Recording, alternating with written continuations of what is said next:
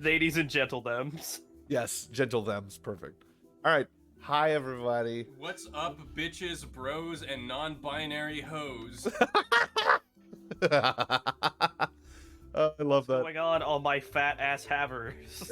Bienvenue, power bottoms.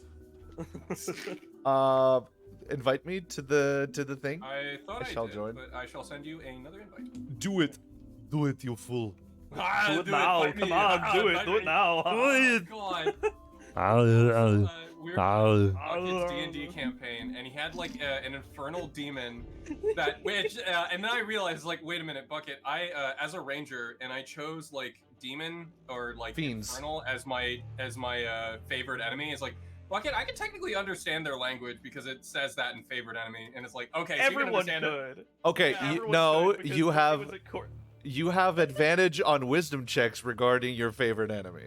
Doesn't mean you know their language. You can. Yeah, No, you also because- gain access to their to one of their language if they speak. One of Yeah, them. because Okay. Ella's a wizard one and of she them knew a is ton of yeah. languages, so she knew Infernal. I see. It was Infernal just by racial stuff and his preferred enemy, so everyone could hear this fucking demon just going like, "Come on, fight me! Come on!" Do it now. Do Yeah, it. no, the best part is that I snuck up to him, like picked him up like fucking like Mario and Super Mario Brothers 2. So long, Gay Bowser. And just tossed him into a fan. No, Giant because fan, and then I just said, "Oh no!" The yeah, to set this up for you, I was on an Indiana Jones kick recently, and I was just like, oh, the plane fight with Pat Roach, where they're like fighting around the plane, and he gets shoved Yeah. into the propeller. Yes. I want to do that. So currently, they're in like a steam-powered factory that's like pumping out like hybrid, like mechanized, like horrible demon creatures, and the jet. As one does. It's like a big round chamber with steam from the floor and a propeller like slowly rotating and a catwalk around it. So the foreman is like a bearded devil that's just sitting in there. And anytime someone comes in there, because there's like a magical suppression field, and it also like immediately takes away all your equipment because it's like no authorized like contraband or magic beyond this point.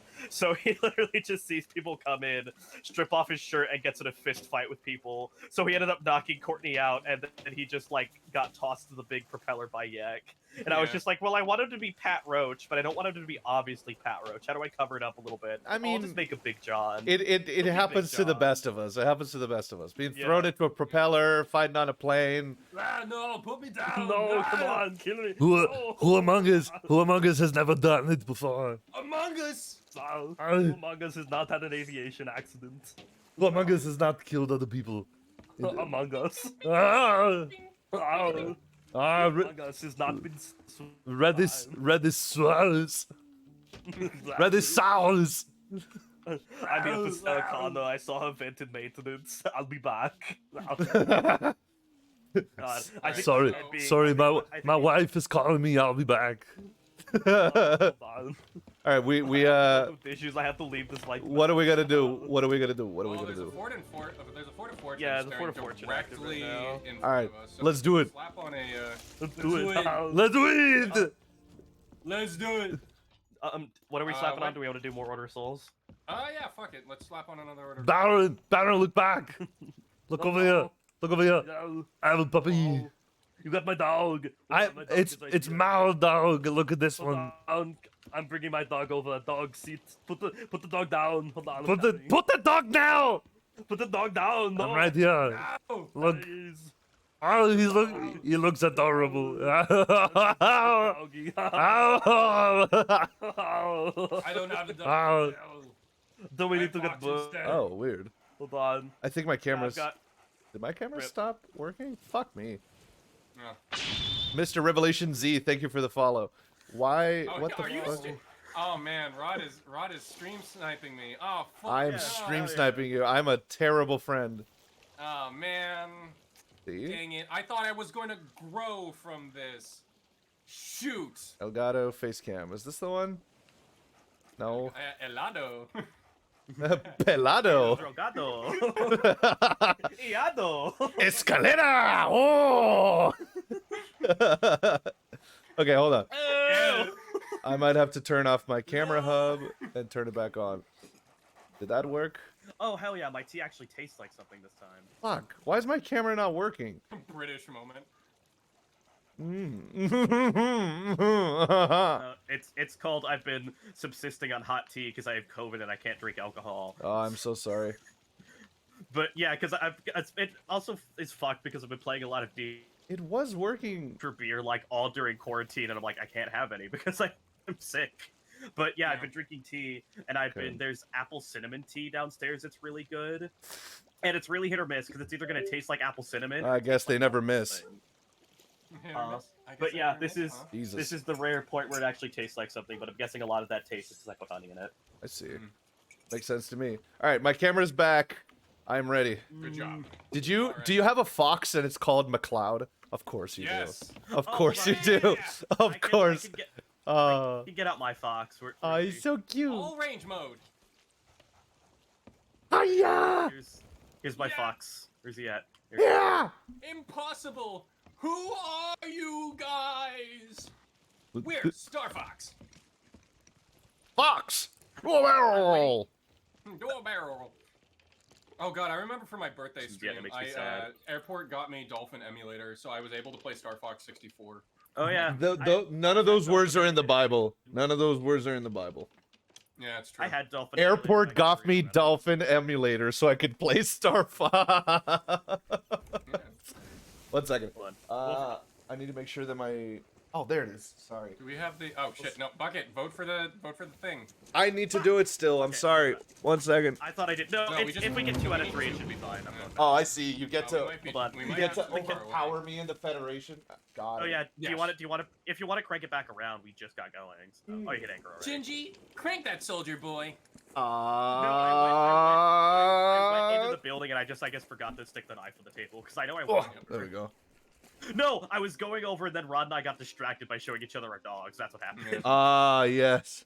Who among us? I'm a huge Fox. You're becoming more like your father.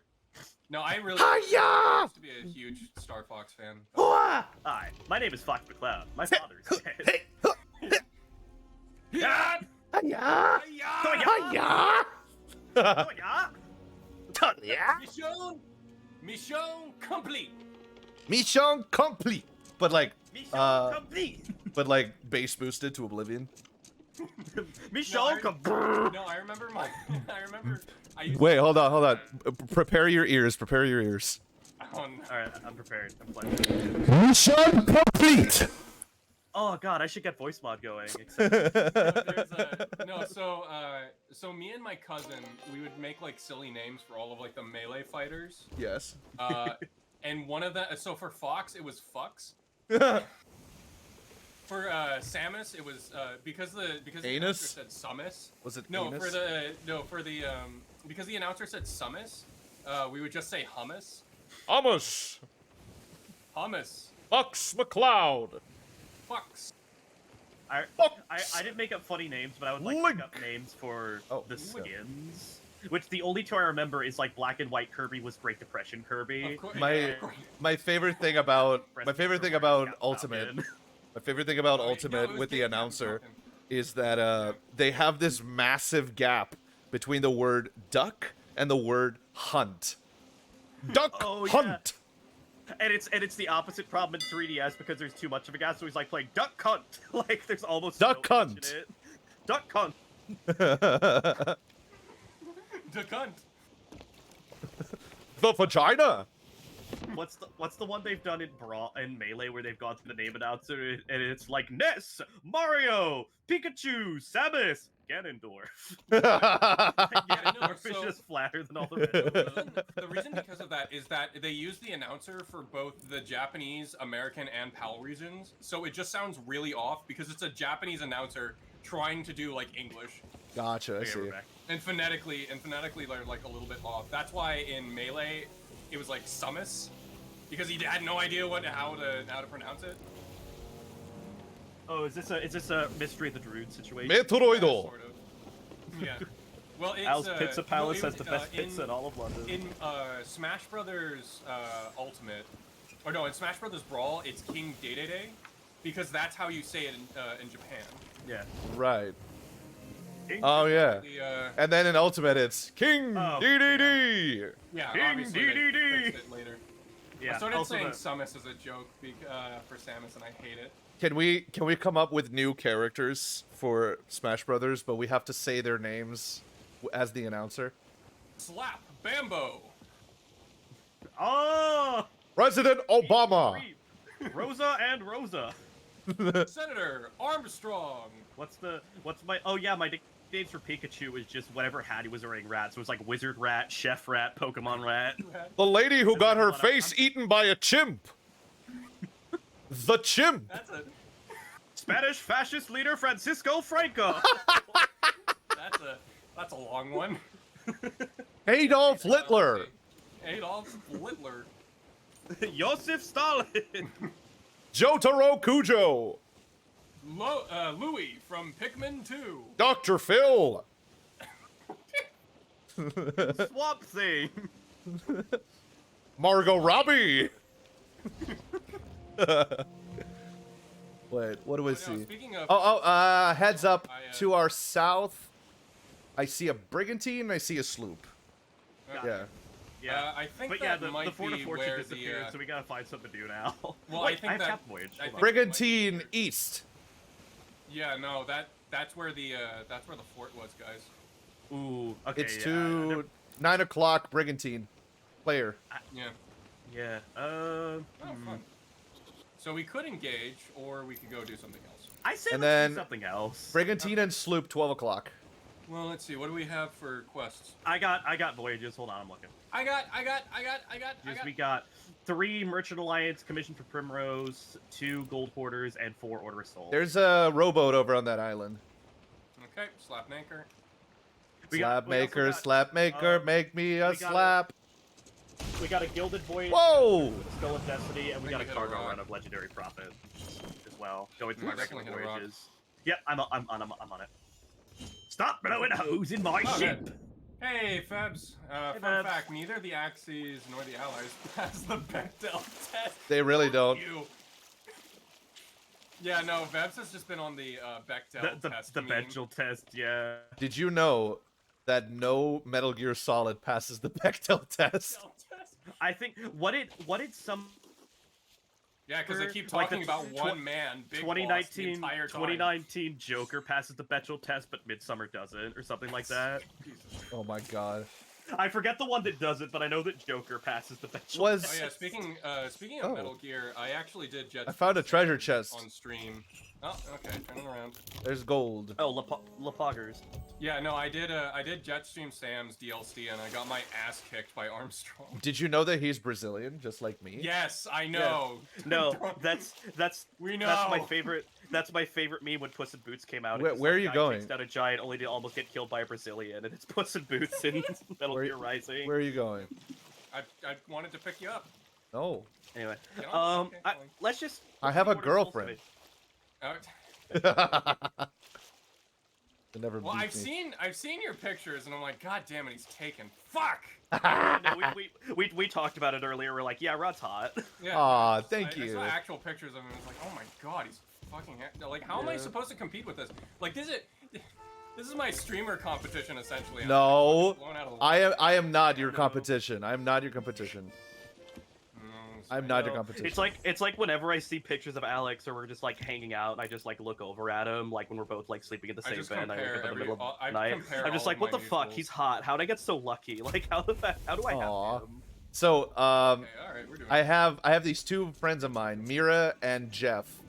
I don't know if y'all. My name's Jeff. No, I don't know if y'all like inhabited the internet during like 2008 forward. If you've ever watched the Slender Man web series Everyman Hybrid, Jeff is one of the creators of the series, and we became very good friends roughly in 2017, like end of 2017. And he and I were gonna go to a Mothman festival in West Virginia next month, I Oh believe. fuck yeah. Yeah. We And need to turn around. The Ghost Fleet is at Shipwreck Bay. ooh, let's do that. I'm turning. Yep. Give me sails full right. Let's see, So Robin or Io? we're gonna head over there. But the joke is, Jeff is dating this blonde lady, who is a beautiful woman. Mira is dating this bald guy who used to be blonde before he was bald. and I am dating this beautiful blonde lady of my own, Emily. And so Gets we passed we down. we have decided Oh, Jesus Christ. we have decided that we are part of the dating smoking blondes bay. Oh, okay, I see. It's dating smoking blondes gang. Mhm. All right, making a heading to Shipwreck Bay. Yeah, you're gonna go northwest. Where the fuck is Rum Runner's Isle? In the wild, isn't it? Rum Runner's Isle. Where are we? Trying to figure out where we are. More like- Oh, Do you want to it's over to. No, I know where it is. I know where it is. It's west northwest of our current position. If we are to the southeast of Shipwreck Bay, that's where it is. West northwest of our current position. Check it. West north. Oh, yeah, there it is. Found it. Wow, I am blind. Holy shit. Also, I have- Is this I have a- legend? Because this What? is by far the ship I've played the most. But is this thing legendary yet? I don't think so. I'm not legendary yet, so. Shipwreck Bay. No, the ship specifically. No, I know, Ship but I'm legendary just saying ship. that I'm not. Oh yeah. Crooks Hollow. Did you know that Crooks Hollow is the name of the place where Emily lives? That's not a joke. Huh. Crazy. And by extension, me. Come at me, haters. Come fight me. Oh yeah. I'll 1v1 you. I'm living in Crooks Hollow. Pennsylvania now. Currently, yeah. Pennsylvania. There are nice. worse places to live. No, yeah, that's probably one of the best places on the East Coast. So. Pennsylvania's awesome, dude. It's beautiful. Yeah, Oh, it is yeah. pretty good. No, I'm fucking pissed. I was supposed to go out shooting yesterday, but I still have COVID. Oh, yeah. Emily and I, we thought we caught something from Florida, and we did. And we thought it was COVID, but it wasn't. We got tested yesterday and negative. Yeah, mine was I had a tickly throat around like Tuesday for the first time. All right, you So said it's like ghost it ships are on? tickles because I'm just like Say it again? tickles it, but it doesn't. Okay, go ahead. No, it's the ghost ships are up ahead, so I see 'em. ready. Yep, I'm ready. Moving to to our left. Tickly They're gonna be throat on our right. Tuesday. You wanna orbit around them, so Understood. do not get caught in the crossfire, or else it's gonna be a bad day for us. Roger that. Yeah, As soon as we engage yeah. this one, I'm breaking left. Gotcha. but yeah, I got a ticklish throat come Tuesday, but I'm just like it's getting close to harvest season, and I have a pollen thing, and also I've been working in the dusty ass warehouse all day, and I was sweeping Thursday, so it may just be something from that. And then it kept up on Wednesday, get to Thursday, and I worked like the first hour and a half of my shift on Thursday, Jesus. and I have like the flu soreness where I'm just like, oh, because I'm like lifting like 5-gallon Turning full right. and like full containers of paint, and I'm just like, oh my god, I feel like shit, I'm gonna die. So I go up to my managers, I'm just like, hey, sorry for cutting it short on my last day, Okay, I'm now fucking let's miserable slow right down now. a little bit. and I Okay, need to go I have one home. of 'em. And they're just like, yeah, it's fine, just like do all your stuff to get signed out. We're gonna have them on our left side. Got you. See you around Christmas. And then I come home, like my mom immediately comes from work and drops off a COVID test, and she's just like, yeah, take this because there's a new strain of it going around. Incoming. Yeah, yeah, I'll take it after lunch. I do my lunch, I go upstairs just in case, I do my COVID test, and 15 minutes later, it's positive. So I'm just like, yeah, I'm in quarantine. Oh yeah. Whatever you do not trail behind them. They drop depth charges. Roger that. Staying on their right side. We should have angle on them in a few seconds. Yep.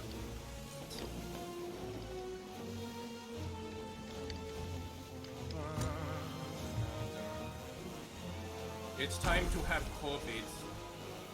Yeah. Wait, this is actually kicking my ass more than the last time I got COVID, which was last summer. Confirmed hits. One down. Yep. 3 shots. It's all it takes. Breaking full left. Fuck. Portal directly ahead of us. Yep, that just means that they're shifting position. They teleport. Yeah. Roger that. Fun. They're gonna broadside us on the left side. Get ready for a full broadside on them. Roger, roger. Going a little too close. You might want to break before. Roger that. Breaking right. If you Broadside ready. 5, Yeah. 3, Yep. 2, 7. 7. Fire! Elements ready. Oh boy, here we go. Whoa! Yeah, if you collide into the, you will go through. They will- do significant. Yeah, Yeah, yeah. they'll pop holes. They'll pop holes all over you. They edit. Yeah. I'm gonna Yeah. try and get a volley. Yeah, and as captain, I will say fire if you think you have a shot, good shots, but also if you know you can't hit. Heads up, incoming, right side as well. Yep, I Roger. see him. I'm getting on guns. I need cannonballs. I have none. Got him. Well, I mean, All right, I have can take cannonballs. guns for now. It's all good. It's all good. I got it. Yep. Focus on left side. Right side is a bit too far away. Incoming. Incoming. Fireball's coming in. Get ready. Hit on the back. Hit in the middle. Yep, I'm going down. Let me fire the salvo. Getting a bit too close to those rocks. I'm turning. I'm turning. Big rock. Big grug ruck. Doing a full 180. We're gonna trail that ship on our right side. Gotcha. Are we looking down there? As far as I can find, only one hole. We're looking good. All right. Negative on Oh first. my god. Negative on second. Yep, we're dropping. Negative on third. I'm really off my game today. Holy shit. Trailing galleon to the right. Yep. Roger. And just a heads up, we are down to like 150 cannonballs. So pick Oh up no. what we can. Yep. Grab goat some. Yeah. Come on! Are you serious right now? Yeah. Don't. Yeah, we're. Yeah, just be careful about taking distance shots because we are relatively sparse. We'll approach from their back left side. Sails on full left. All right. Well, Incoming right side. You should have shot. Good hits. And Ship down. Three fabulous flyers. Ah, ah, ah. Ah, ah, ah. 1, 2, 3, 3 federal indictments. Man, holy shit. We're incoming under tail. I'm gonna break a little more left to stay away from their explosive barrels. Who shoot cannonballs when you can just go near, go to gear 5 all over that enemy ship? Yeah, well, unfortunately, I don't have the gum devil fruit, so. And I'm not enough of a silly guy. Turn on the motor. Brace, brace, brace. Incoming. Long I shot. see it. I'm gonna give it a hug. Hey, buddy. Oh. Oh, damn. Lower right side back. I got it. I see it. We do have galleon incoming in our position. From the front. Roger. Yeah, get some shots in Regular on this guy. galley? No, not ghost, ghost, Okay. ghost. Spooky ship. All right. Yes. You're gonna have to turn a little bit, yeah, Incoming. left. Roger. Hey, there's another one incoming, so I'll... Broadside ready. Yep, I see. Fuck him up. Bang bang. Good shots, good shots. Also, let's try and get that goat some... Yeah. Hold on. I gotta turn, otherwise they're gonna have angle for those barrels on us. Roger, Roger. Oh, sweet, You yeah. should have harpoon on the right side. I'm gonna hold it It's steady. ship, I don't... Oh yeah, furs and goats. I'm fucking more. Yeah, yeah, yeah. Alright, get it, yeah. Get it. Yeah. Got it. Woo! Got it. What? Where to go? Oh, wait. Yeah, no, right they. here. It's yeah. Yeah, right, I forgot. Yeah. Yeah. It's all right. Yeah, but It's go like, get where'd those it go? balls. Where did it Yeah, go? go get those balls loaded We're on. coming up on him. Upstairs. Yep, I see him. We'll just put it right on the top, just in case. We're currently on dead wind. What is it firing at? Oh, is there somebody behind that rock? Skeleton sloop just Oh, emerged. it's a skeleton Oh. sloop because ghosts and skeletons hate each other. Okay. That's actually really funny. I never saw that interaction. That's No, funny. I see something on the horizon directly ahead of us. Brigantine. Player Brigantine. Headed our way. Fast. Yep. Yeah. Nice. That's a wait. Where is he? Directly ahead of us. 12 o'clock. 12 o'clock. Right side. Right side. Broadside's ready. Oh, Wait, right. Oh, I see it. I see it. Okay, hold on. there's Ship also a bound. galleon as well. Yeah, no, Oh, that's that's a a galleon. galleon. That's not a brigantine. That's a rock. That's a pointy rock. Sails right side. Sails right side. No, I see the brig. It's going No. laterally. I think it's going towards the skeleton galleon. Fair enough. Yeah, we don't have range on that.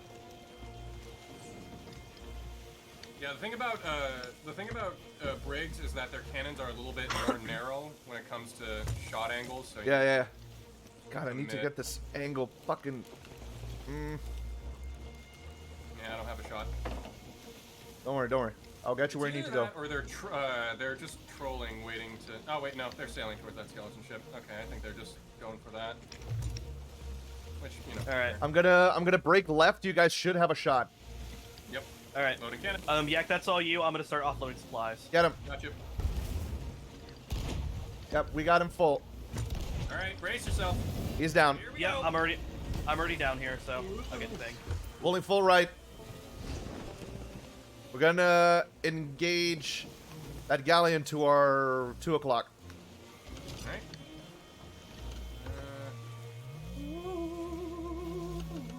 I missed the soundtrack for this. This is really good. It is really good. They brought back Sails front. brought Sails back front. ghost ship. Sails front. They brought back ghost ships as a event, as a world event, which is pretty nice. Yeah. Yeah, it's just a big tornado instead of Flameheart yelling at you now. Yeah. Yeah. So, like, if you see a big tornado, it's either going to be someone doing Legends of Vale or the Ghost Fleet. I see. All right, we're gonna catch up to that galleon directly ahead of us. Hold your fire for now. All right. Roger, roger. Roger. Do check for repairs if needed. You Chechnya. Jesus Christ. I don't know. Do Czech Republic for repairs down below. Incoming, incoming. Yep, I see him. Brace yourself. First miss, second miss, third miss.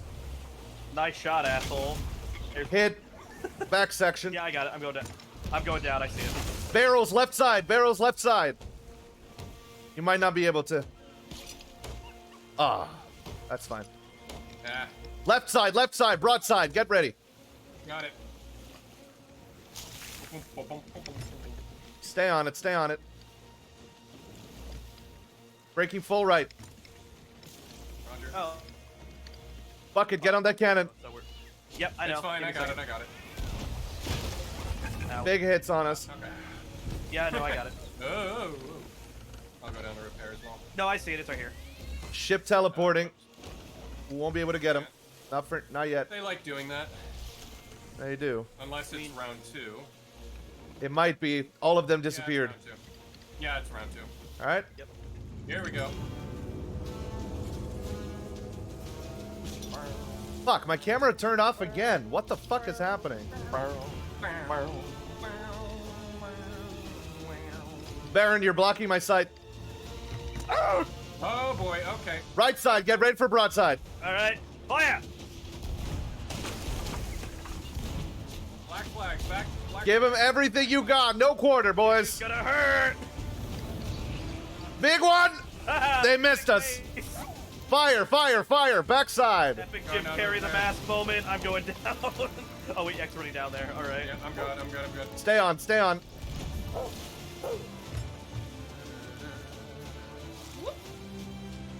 Okay. I think we should be good for the time being. All right. Roger, roger. Okay. Preparing. Length, holes are clogged. Give me sails full right. Me. Roger. Full right, full right. Yep, I got it. Oh boy. Okay, we're about to be crossing their T soon. Broadside will be on left. Okay. Oh, Gonna be cutting it real narrow. oh, that might be too close. Trust. Okay, here we go. Broadside on both sides. Get ready. All right. Full turn. Oh, this is gonna hurt. Ready to fire. Pop him. Hold. Yep. Fire now. Yep. I'm on it. Oh, jeez. Got him. Good shots, gentlemen. Gentledays, I should say. It's fine. It's the 18th century. They're not doing that yet. Can I say Oh boy, incoming, incoming. incoming left side? Gonna keep him on our left. I'm gonna go between those rocks. Yep, big guy on the left. Focus fire on the big man. Yep. Give him a broadside. Give him a broadside, laddies.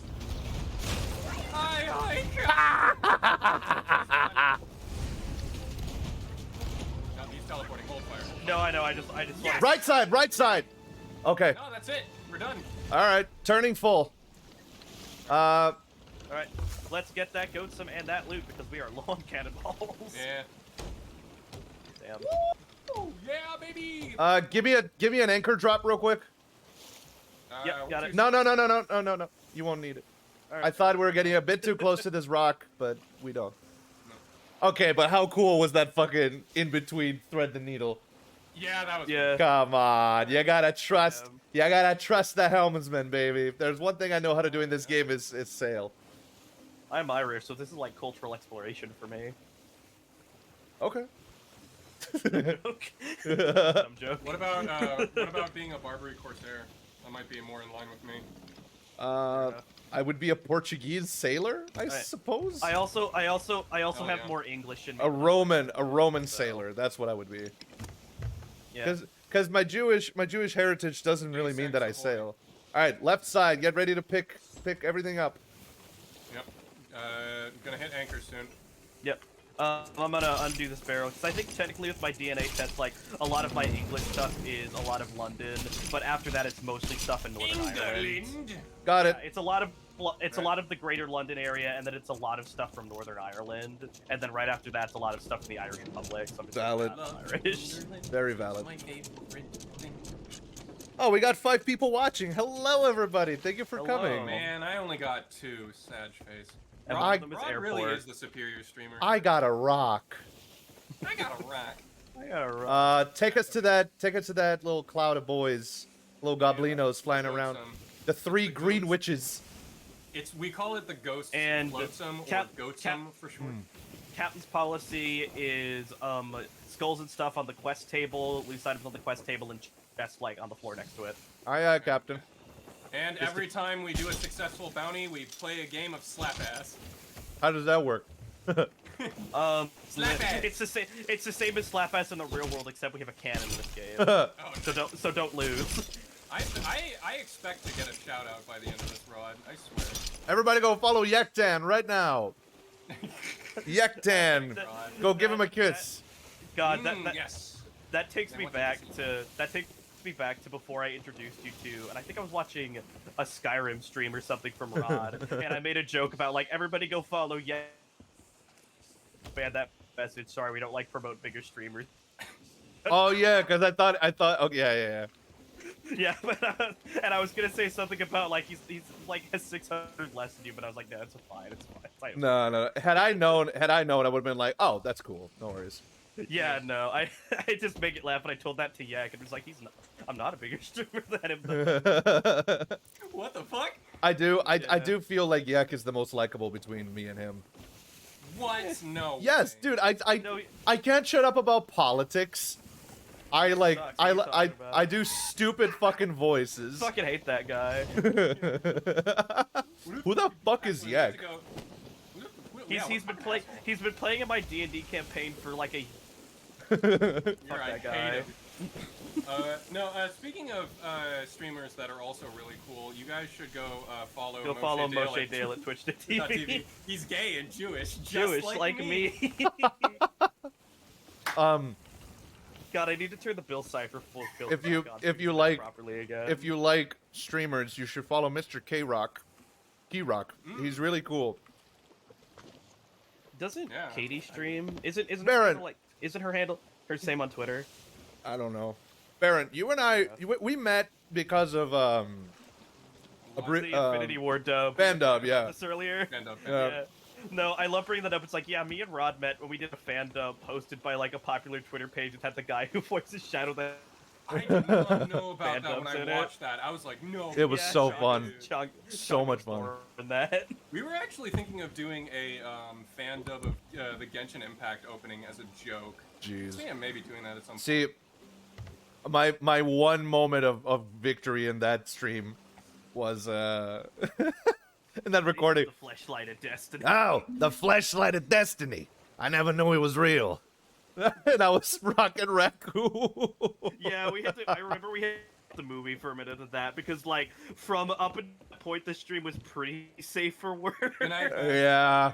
Oh, we're gonna hit something. We're gonna hit something. Yeah. Everybody All say right, I'm good night to bailing. Babs, my favorite FBI agent. Yeah. Goodbye, Norway.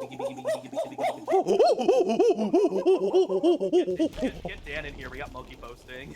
Do you know what would be really funny if we just like boarded a ship, like started taking over, and then And just like, started not- screaming. We just started like making monkey noises on. Dude, Yeah. it's the Legend of Monkey Island. It is. We're in time with the season. Yes.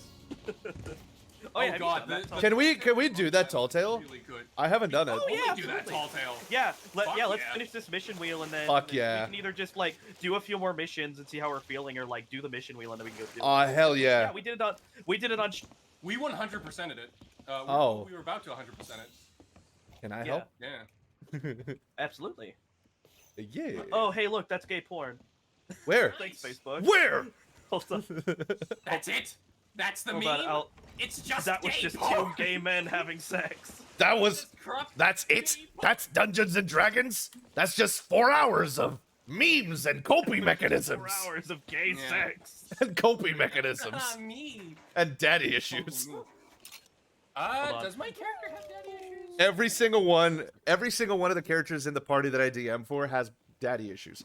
Ethildon has a dad who is super strict and like the Lord Commander of the military, and she hates him. Yeah, here's stream chat. Also, I need to go to the bathroom. real I quick. opened I'll be right Facebook. back. Go for it. I need to pee. I need to pee. No, yeah, COP. I joined a mummy shit posting group at a Deep Rock Galactic. Oh my shit posting group God. on Facebook recently. and mummy I'm very one? Happy. Yeah, it's Memotep's mummy memes. It's in stream chat. The image I got. That is genuinely fantastic. Wait, is that on Facebook? Yeah, I used to be in that. nice. I used to be a part of the Memehotep family. Yeah, no, I don't use Facebook as much anymore, but like I've mentioned this more than I should that I'm a reenactor, and Yes. especially Soviet stuff. Like a lot of where I buy my stuff from is a guy called Dorian. He runs a shop called Red Guard Militaria, and he runs his stuff on Facebook. That is sick. I definitely want to take a look at in it. the area.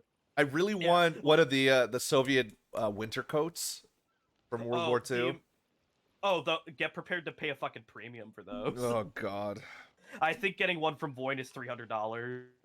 Fuck me, man. Yeah, just because the thing about the like oh my overcoats, God, it's so hot in like my room, German I can see overcoats a are like sweat $200 outline in my chair, like but- if it's a nuclear shadow. Jesus but Christ. Soviet overcoats specifically are like a very specific like heavy kind of wool, so it's a Yeah. specific fabric, I and also love those. you use like German overcoats you use for winter, Soviet overcoats you use all the time because you know what your sleeping gear is for Soviet? What? Your coat. You just wear Yep. your coat when you go to sleep, and that's your sleepwear. Yeah. So yeah, like your coat is expensive, but it's like unlike for winter, your overcoat for Soviet or your Chanel, which is the Russian name, is a vital part of your kit. Does Yeah. the Soviet winter coat count or pass the Bechdel test? If it was made by women, and most likely it was. or it's being worn by a woman Yeah. because riflemen in the Red Army. Yeah, snipers. Heads up, Well, we it do wasn't just have. snipers, it we was do also have snipers because they were running out of like men to Oh, yeah. charge at. Well, yeah, Like, obviously. the women's snipers battalions were the most famous, but they were just like there were women tankists and they were just like general women's infantry. as Just well. just a heads up, lads. We do have 12 o'clock brigantine just sitting pretty there. Got Yeah, it. they might be doing something, but I want they to could be say. trolling. I want to say two clicks away from us. 1.5 maybe. Okay. But yeah, Soviet stuff.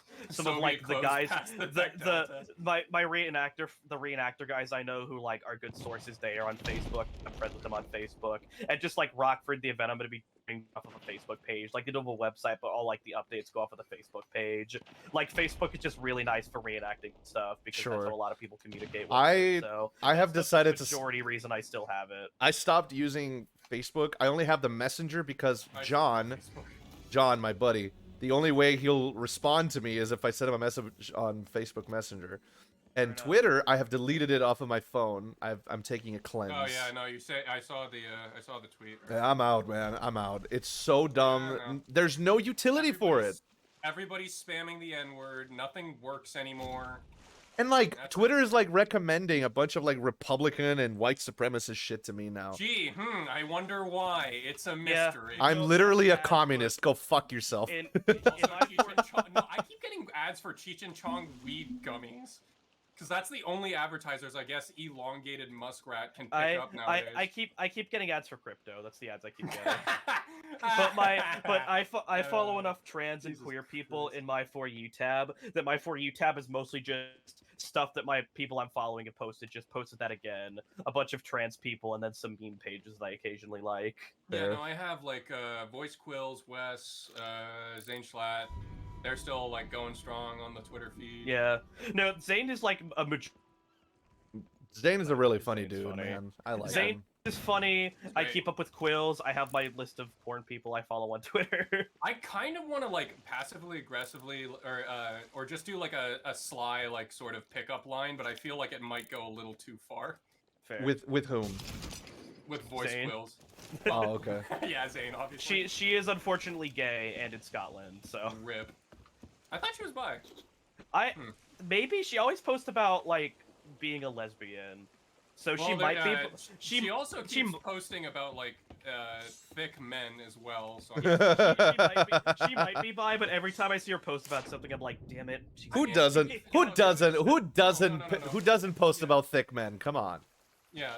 No, the thing is that women, I remember there was like the bug in Oh, Thieves ghosts. where it's just like, I draw women. It's like, yes, women, awesome. It's like, but I also draw men too, men kissing men too. And it's like, no, we don't like that. Yeah. Ugh. And it's like, okay. Well, obviously, lesbian thirst posting obviously attracts more because of the male gaze and Yeah, yeah. Yeah. Well, he's not even thirst posted. He's talked about it. He's just like, yeah, I just like drawing these cute relationships, and it's just like, oh Yeah. yeah, because like people accuse me of trying to like bait people by drawing lesbian stuff. He's like, that's shitty. I don't do that. I draw. There's things a drawing, but- there's an artist that I used to follow. Girls, pretty. There's an artist Also, that I used to just follow before called we go Kukumomo.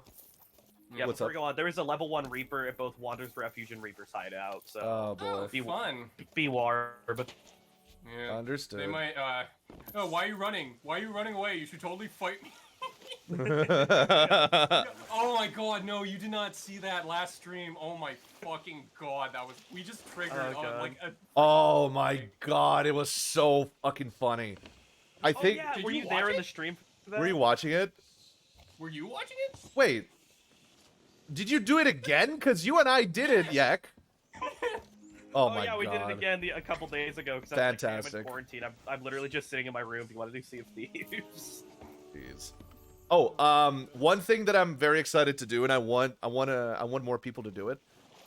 Yak already knows this, but Baron, we're doing Skyrim together soon. I saw. I gotta download Skyrim. Yep. And would you like to I have participate? I will have to see if the mod is available on Xbox because I It know is you not. can mod. Yeah, I don't think okay, it is. That I cannot. It's PC unfortunately. only, yeah. My computer cannot run Skyrim. Really? Yeah, I don't think, Yeah. I don't think I Xbox have I can explained my run computer multiplayer situation. No. My computer is a shitty Dell laptop that I forced to run Steam. Jesus Christ. So like, Yeah. I think probably the most technically advanced game that my laptop can run is like Black Mesa or Payday 2 at lower settings. Well, how about Sea of Yeah. Thieves? I thought it was. I do not have a gaming computer, and even then, this thing is a piece of shit. Like, this laptop is nice for like school stuff, but sometimes I'll turn it on and like I'll let it do its thing for 3 hours, and it'll lag loading up a Google I see. Yeah. Jesus Christ. laptop. I will build a gaming computer when I have my own apartment and I'm out of school. But for now, I like Sea of Thieves. I'm on Xbox. DRG. I did have DRG in my computer. My computer could run it, but it would crash like Right. every 30 minutes. Yeah. Like it would just like, oh, Unreal Engine not encountered a optimal. problem. So yeah, Yeah. like for like Skyrim and Battlefield 5 and all my intensive games, I have to use my Xbox for. Gotcha. My Gotcha. Gotcha. sex box. Which is also one of the reasons New Blood is nice, because even Ultra Kill, which is one of the more intensive New Blood games, runs fine on my computer. So nice. Fallen Aces had a lot of trouble with the demo, but you know, Yeah. Hey, it happens. it's like Fallen Aces and Gloomwood had some issues running on my computer. A lot of trouble just running the demo, so I'm not sure how the full game's gonna work. So This motherfucker paid $8 for Twitter. this motherfucker paid for a checkmark. What's the No, what's the I tweet? do- There was like a gimmick account where there's a person who paid Twitter for $8 mostly so that he could ratio other other paid Twitter users. Like not Yeah, not it's just every gimmick account. Like some artists I know, they're just like, yeah, people who aren't verified get suppressed by the algorithm, so I'm paying for Twitter Blue just so like my. Oh my god, what is happening to that brig? I Whoa! don't know. Whoa! What are you up? What the fuck? What? What? What's going going? on? What is? Daffy, what's Whoa! going on? Oh my god! What's going on up there? What the fuck just happened? Hold on, I'm coming up. Oh Did my! they get nuked? He's gone. He's gone. Okay, someone clip that. I'm gonna clip it. Damn, I was- It's gone. It's gone. You do not understand what I just witnessed. Did this skeleton sloop just delete this man? No, no, no, no, no, no, no, no, no. What happened was the brig started going up and down extremely quickly, and then suddenly, with every up and down, Oh. it was going more in amplitude, and eventually it just shot into the sky and disappeared. Oh yeah, Yeah, that's a that visual happens. bug. Yeah. That was incredible. No, we've had ships just straight up flip over during play sessions. Like they wouldn't sink; they would just sit upside down in the water, and we Yeah. just kind of. That was fucking incredible, man. Yeah, no. I've first time. All right, y'all ready to boogie? Yeah. All right, Boogie. head east to Crooked Masts. Oh yeah, no, Rod. Everybody, or no, I made a confession earlier, and now everybody's just giving me shit for it. You have because a I massive penis. no, not that. The other thing. Alright. Which we all know it's Yeah. true.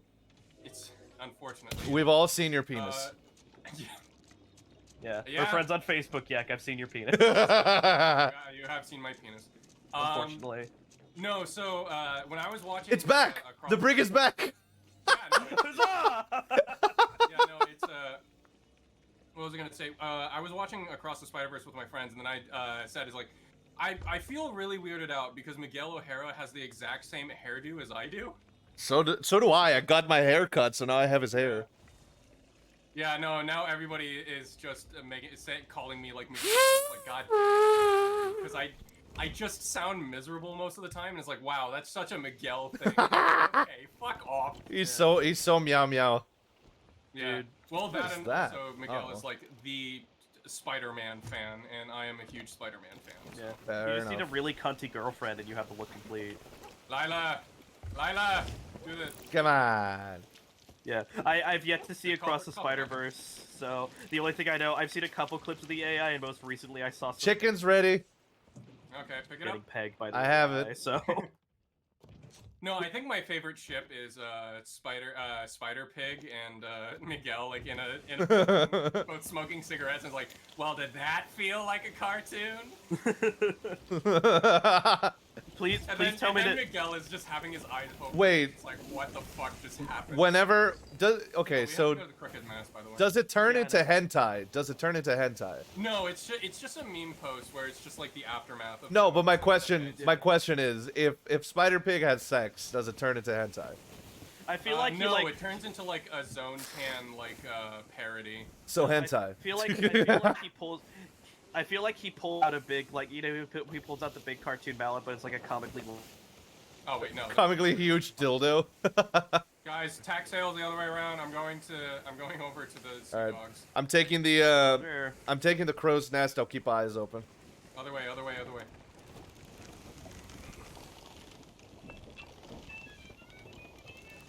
What the fuck is that? Bechtel test? Oh no, it doesn't. Fuck. Guess who is fucked? Does Friends? No. I'm gonna stop you right there. No, it does not.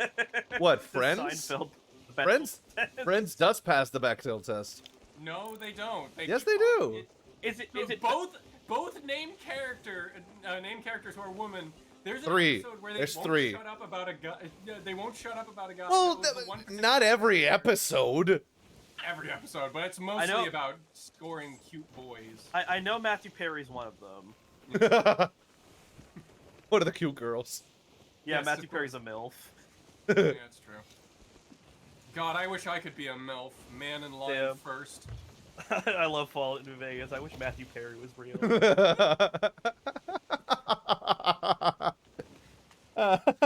Man, I love Red Dead Redemption. I wish horses were real.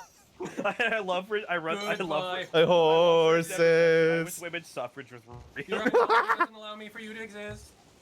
You don't exist at all. Goodbye, whore. Oh yeah, no, I saw the Emily, picture of, like- sorry to interrupt you, but Emily's currently at work, and she just sent me a picture that is "Stay With Me" by Miki Matsubara official "Stay With Me" on YouTube, just playing on maximum volume, and she then she just texted "work chaos." Work chaos. Where does she work? She works at a water quality testing laboratory. Ah, I see. That's actually really nice. Yeah, she hates it. Good for her. It's Yeah. annoying as hell. It's enough. it ain't She's glorious, but somebody extremely good at Does it. does she get to take some of the poop home in plastic bags? And No. Souvenir? No. Aw. I know. I was Like, disappointed too. What's even the point? We got a skeleton galleon, skeleton sloop. I want to say 10 o'clock from us. Yeah. All right, I'm gonna go beat him up Like with my my job hands. isn't Where is he? exactly that glorious, but I am working with machine learning, so that is definitely interesting. Yeah, I've mentioned this. I work in an Ace Hardware distribution center over the summer. I work in a warehouse, and then while I'm at school, I wash dishes in the calf. Yeah. So I do technically work for the government, so it is open source. I am a technically professional work for the dungeon government, master. Not anymore, though. That's what I do. Nice. Fair enough. I wish I could be a professional dungeon master. I never thought I would be one until I was offered the position. Yeah. I'm too much of a bottom. Yeah. Yeah, that does come into play. You got to be a dom. It's, Yeah, you Yeah, do it's have to fine. be a dom, unfortunately. You have to be a it's, top. it's fine. I'm Which- game recognizing game. Which a lot of people wouldn't look at me and say that I'm a top, but unfortunately for them, they're wrong. What do you mean? What? Dude, I'm a Twinkie. I'm a twink that comes from Brazil with tan skin and long, luscious hair. You have long, luscious hair, as in like you don't have but you have like Fabio hair. You I have used long, to. luscious hair, but it's I not, like, used Fabio to. hair. Anchor. What do you fucking mean? I've seen Put your pictures pants- of you. Keep your pants on. Have you seen me with my super long hair? Yes. Honestly, I'm tired of being a Well, twink. I wanna- you're one of the few people that wouldn't refer to me as a twink then. Yeah. Calling you a twink is like calling Miguel a twink. Thank you. Yeah. God damn it. I'm Because not that puts me in the same thing as Miguel. I did gain a lot of weight that I don't want, Yeah. so I am I going wanna to be gain working weight. on that.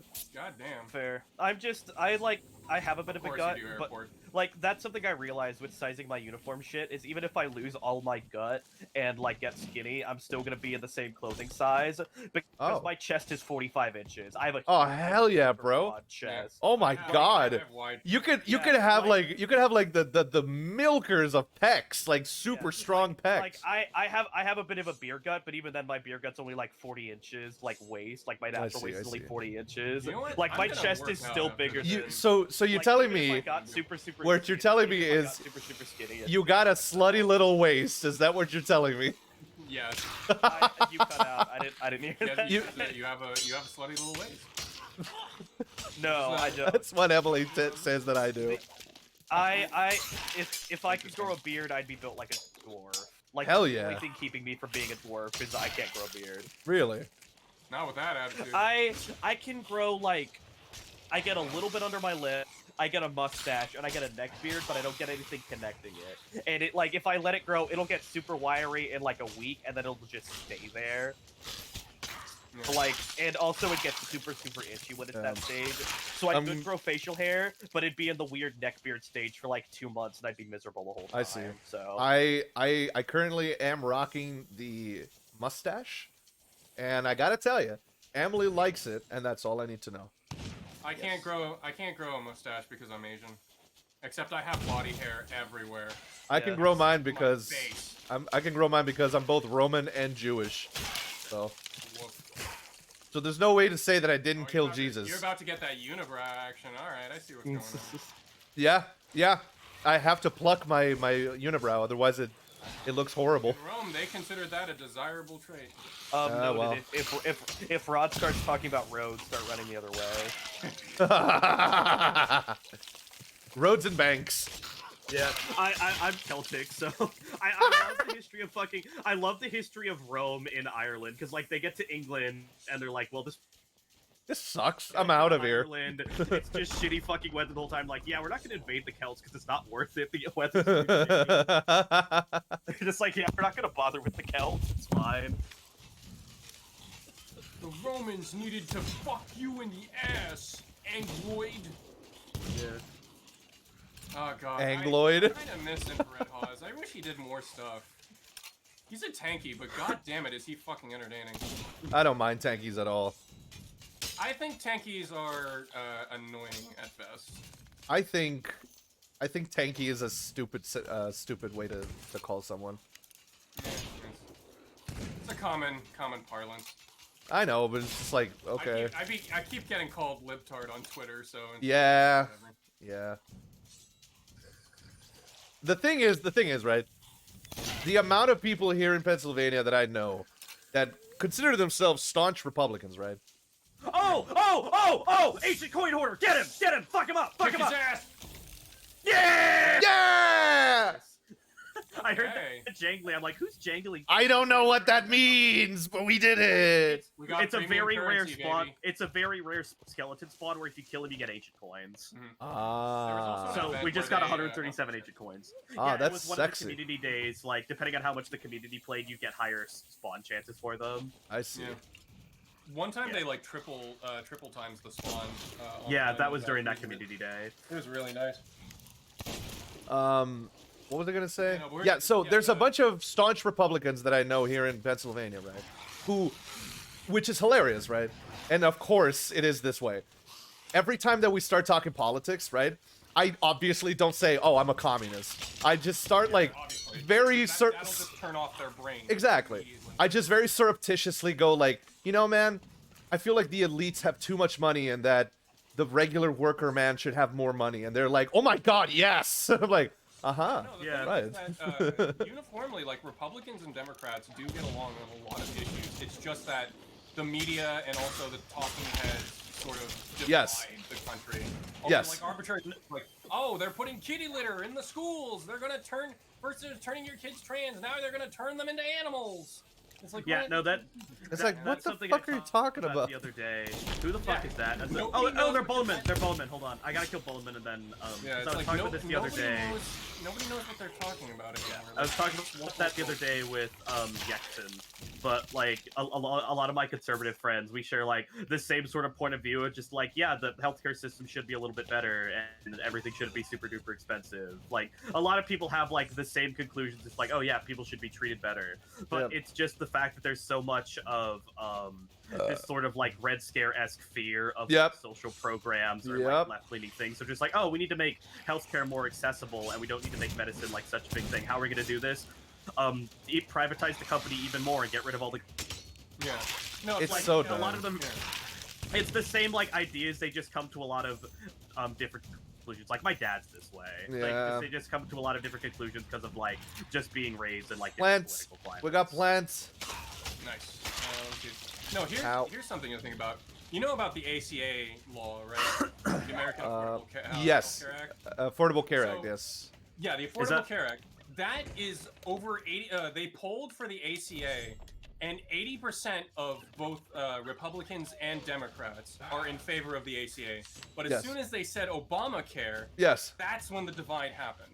Yeah. Yeah. Because they essentially just Obama. Which Obama didn't even invent the ACA. That was Mitt Romney during Massachusetts when he was governor of Massachusetts. Yeah. And I'm just talking to people. It's like, yeah, no, it's not socialist. It's like, it's not socialist. It's like, it's not socialist. It's essentially subsidizing private healthcare. What are you talking about? That is the point of the state. The state exists to serve the people. Yeah, people love going to the one Adam Smith quote where he talks about the prosperity of capitalism, but they tend to skip over the part that comes right after that. He's like, oh yeah, it brings prosperity, but also it needs to be regulated by an exterior power or else it's going to benefit only the few. Yes. Like Adam Smith straight up says in it, it's like, oh, capitalism is a force for good, but it needs to be regulated. Yes. Like that is Yeah, something that's in that is immediately a gets that you is turned off. in So- the Wealth of Nations that immediately follows the quote. That So Steve the loves. one time, right, that I was talking to, and I'm very proud of this. It was the one time that I talked to someone who was a staunch Trumper, right? And this person, extremely intelligent person. Let me finish. I know what you're thinking. Yep. Extremely intelligent person, and I essentially we were essentially talking about politics, and it was a very civil conversation. And he looked at me. And he was like, "Yeah, but no, like Marx is 100% against capitalism." And I say, "Okay, listen. In the Communist Manifesto, Marx himself says, "Hey, capitalism has done some good things, Yeah. but it is no longer necessary." Yeah. That is the whole point. And then he's like, "Wait, uh, wait, he said that?" I was like, "Yes. Would you like Yeah. me to pull it up?" And he's like, "Yeah, let me take a look at that." So immediately, Yeah. immediately he was like, "Please, I really want to read that." And I show it to him, and he starts reading it. He's like, "Huh, okay, I'm gonna give this a better read, and I'll get back to you." And I was like, "Okay, no worries." A month goes by, he comes back, and he's like, "Hey, so I just want to let you know that I'm now a communist." I was like, "What?" He's like, "No, I'm a communist now. I fully agree with everything that was written in that manifesto."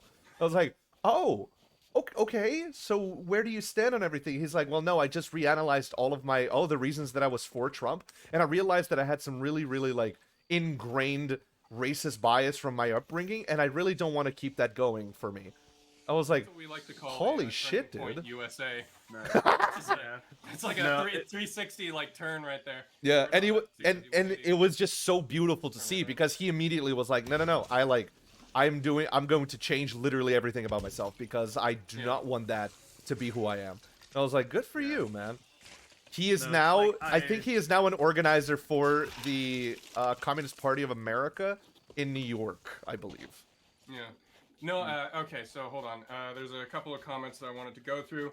Explain it to me like a 5-year-old. Define talking head. So essentially, a talking head is a pundit, which is people on the 24-hour news cycle. Shapiro. They're not, well, yes. They're not necessarily reporters. They don't necessarily need to do research. Nope. They spout their opinions. They essentially Yeah. just tell you opinions. They And tell you their opinions. And because they are in a legitimate news source, and because they're part of a legitimate news source, it is accepted, granted. you know, Yeah. blindly that, oh, they are a reporter and this is research and it must be the truth. Yes. Yeah. Instead No, of, in the no, old this is an days- opinion from someone the that old days, agrees okay, with how my- it works. This is Guys, something wait, my dad wait. has talked about, but like in the olden days, these sort of people were part of a section called the editorial, Yes. where you had your news section, and then there was that section which was specifically meant for Yeah. these sort of like political Or opinions. opinion It's Yeah. like how whenever New Yeah. York Times publishes something, it starts with like opinion piece. Yeah, That, like, so, yeah. editorials and talking heads used to be a specific section on the news, but now especially on channels like Fox and CNN, they're just the entire network. Yeah. Like the Also, entire hi, network is an editorial, and they don't specify. Anyway, sorry, go ahead. Go for it. Alex is back, or Alex says hello. It's like, oh no, he replaced Moshe. I can't believe it. Also, hello. Who's He's talking Moshe? about you, Rod, because Moshe is also a socialist communist. Oh, I want to give him a kiss. Yes. I mean, I honestly, I wish you Comrade guys would, kiss. Meet. I wish you guys would meet because you'd get along like a house on fire. Hell yeah, dude. Yeah. Yeah, That's a positive. That's a positive connotation for. Wait a minute, the house is on fire. That's not good at all. No. I am Skeleton Galleon. I am left leaning. I don't really specify much. Nine- I probably 9 o'clock. lean more towards anarchist than actually. anything else, but I it's just like I'm just I like I don't I like, support I don't it. like putting myself under a label just because like I don't like putting myself under a label because I don't think that I'm like, oh, I'm a communist, so all my beliefs are this. My beliefs are my own. So I'm just Heads like, up. yeah, I'm Yeah. Heads up, sloop to our 3 o'clock. Sorry to interrupt. Gotcha. Yeah. No, if is that anything, everything, I or don't we have get to go to the next I island? believe that's everything. Okay. I don't really have like labels. I don't know. I just call myself a communist. I'm good with that. Yeah. The one thing that's I told Bucket, the one thing that's stopping me becoming a communist is American communist. 'cause Communist, holy yeah. shit. Oh American, my well, God, because it's so but that's the thing fucking though. That's the thing though. America cannot be reformed. Of course, it's gonna be shit. You Yeah. cannot turn America into a communist system we're because less talking about it doesn't American work. communist and more like the people living in America who are just like, oh yes, the gulags and so. Yeah, Okay, no, they essentially yeah. replace American it's American exceptionalism, But, instead yeah. of like capitalism, it's communism. Yeah, It's Yeah. really I bullshit. hate it. I Don't hate it. like It's so stupid. Fascists. We're like, oh yes, we love totalitarianism, Wayfinder, except we where's love my- it. Except where's we the put the next red location? star on it instead of the swastika. Southwest, but we have a level 5 Reaper who's running. Oh, yeah, with, whatever the Reaper's faction is, like the Reaper's yeah, no, combat I think faction. they're going. Yeah, I think. Where they're is it going over? to do matchmaking soon. So I see. They're in Crook's Hollow right now. They're at Southwest, which is Okay. where we need to go next. I just see go 'em. straight south to Devil's It's Cave. a sloop. Okay. Oh. Okay, so that's the. I think they're doing matchmaking right now. So let's just. I will leave send them up I will alone. send up a firework to let him know. Don't do that. We don't want Okay. to give our. No attention. No attention. All right, if he sees us, we'll send up a. Yeah, one. because I think he's trying to search for a fight, and if we just go over there, we'll give him one. Yeah. Fair enough. Because usually Just people who soloer, put that'd be that, fun. I mean, I don't know. I've seen PvP sloopers, and one of us is still sick with COVID, so we are not on our game. He's turning towards us. He's moving towards our direction. Oh, great.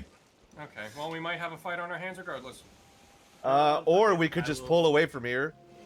Head over to We're going south. Daggertooth. We could go Daggertooth. Well, he sees us, so I will let him know our friendly intentions, and if he wants to fight, that's his own problem.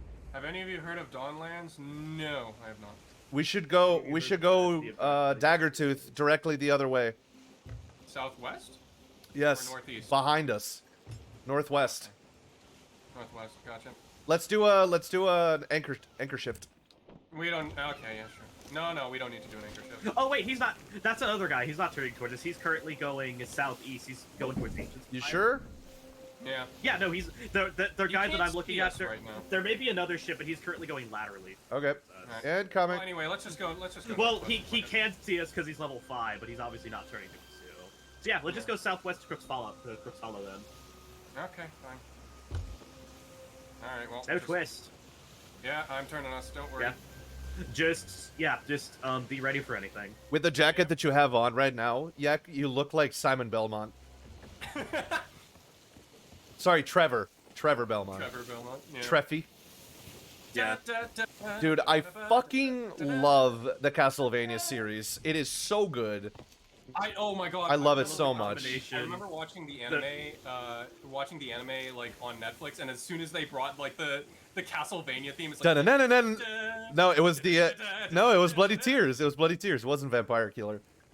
Yeah. Vampire Killer is the Bloody Tears is the one that goes No,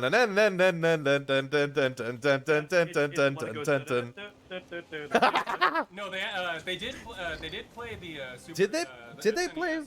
Vampire Yeah, Killer? They did. When? They did it was like a short stinger. And I just like, oh my god, it's the song! It's they played the Castlevania song! I was just losing my shit. It was wonderful. Also, I'm pretty sure. Sloop to our 9 o'clock. 9 o'clock? Going behind the rocks right now. I see him. Huh. No, I love our cosmetics right now because it's Trevor Belmont, British horrible Light night to Infantry, and have then me a doing like curse. stereotypical pirate. I don't know. Fuck you, Richter! I went to Juilliard! What's a Juilliard? You monster! You steal men's souls and make them your slaves. Oh, But now we're being overdramatic. perhaps the same could be said of all religions. Oh shit! Not wrong. Yeah, you're not wrong. The Belmonts being so anti-organized religion, I would not be surprised for them to say that. Pouring when you start pouring a glass of wine because you realize the vampire might actually be right. What is a man? No, A what is miserable pile of secrets. what is it? What is a Twitter thing I saw? It was either a Twitter or a Tumblr thing, but people were talking about like what's the rule with like repelling a vampire with the cross? Can you do that with like any religious symbol? Like if I held up like a Star of David, would it do it? And somebody talked about it was either a Doctor Who episode or something, but somebody was like, oh, a piece of media did it where it's just like, if you hold it up when you have enough conviction, it'll repel a vampire. Gotcha. So they're like, I think it's an episode of Doctor Who, but there's an episode of Doctor Who where, like, an officer in the Red Army repels a vampire by holding up a hammer and sickle. Hell yeah. The Red Army. Hell Like, yeah. it's like, oh yeah, there's different takes on it. Heads up, No. 12 o'clock in, I think that's Plunder Outpost. Sloop is currently parked. Yeah, they might be. They might be spawning. Alexa asks, we're why like, do you have Benny's getting approached by Emotep, and he's going through like the necklace of religious Yes, symbols. yes. He goes across. It is a prayer. No, he goes over to the moon for a Muslim and gives it his. And then the Star of David. This one. Yeah. Yeah. The Like, language of the slaves. He's like, I love how Emotep thought Benny was Jewish, so the first thing he did was offer him gold. Yeah. We're turning a bit too much. We're turning a bit too much. No, this is where we need to go, though. This is the island. I know, but it's like we might hit something. No, Oh, yeah. Alexa asks, why do you have a butt plug on the helm? And it's like, hey, look, man. Listen. When you're sailing on the open sea, sometimes it can get a little bit lonely. We're sailing for a good time, not a long time. I was gonna say it's because it's my boat. Yeah, it's also. Alright, anchor turning. I believe that's our fuckers over there. What I was gonna say is, so in the We were anchor turning. in the series that I'm doing right now, that actually happens in the Dracula episode, and I play Dracula, and it's like, look at this, a silver cross, and then I go, I like the construction and the gold inlay on Jesus's loincloth. How about this? Experience the opposing but complementing powers of a yin yang. I always admired the Eastern philosophies. It'd be really funny if you have you ever seen like a crucifix dildo before? No. You started showing a vampire that. What would happen? The whole joke of the episode is that vampires are horny as hell. So yes, they are. So the entire episode is super like. Part of the aristocracy, of course. California. Yeah. You're kicking around for 1,000 years. You gotta have a hobby. You're kicking Exactly. around for 1,000 years, and you're always in your 20s. Hell yeah, dude! You kidding me? No. Speaking of Soviet stuff, I'm actually really curious. Well, I mean, we were talking about communism earlier. Yeah, you're right. Yeah. I was actually really curious. Have you ever read the Elseworld story, Superman Red Sun? Yes. Oh yeah, I've heard of it. It's a very good It's really story. good. Do you know about the ending? Because the ending is. Yeah, it's so stupid. It's so stupid. No, it's just crazy. I just don't like it. I like it. They do a disservice to it. Does Superman fly over to Yugoslavia and give Joseph Bronze Tito a big kiss on the mouth? The whole point about Superman Red Sun is that both conflicts, or no, both communism and capitalism were insufficient, and so synthesis needed to happen. To be fair, if you're doing it like It's just so it's just so safe. I don't know, man. Here's the thing, right? There's a saying that I really appreciate, which is, the one piece of respect. Yeah, the only piece of respect that I have for Republicans is that they have the balls to look at me and call me a faggot kike. And that's what I am. That's what I am. And they have the balls to look at me in the eye and say that. I would much rather know the person hates me than someone who pretends to be my ally, but behind the scenes will fucking stick a knife in my back. That is the whole thing. So I don't want it to be safe. Fucking have a position. If you're gonna have Superman be a communist hero that stands for the same, like, the same proportional thing that Superman does. Superman did fight. He sacrificed himself for communism. That's what happened. Sure, but it's still like, I don't know. He was still rock solid in his ideals. He was just he was adopted in Russia this time. Yeah. It's just a bit safe to say, like, oh, neither one is perfect. When they didn't, obviously that, but what I took away from it is that both philosophies, like most human philosophies, are insufficient and incomplete.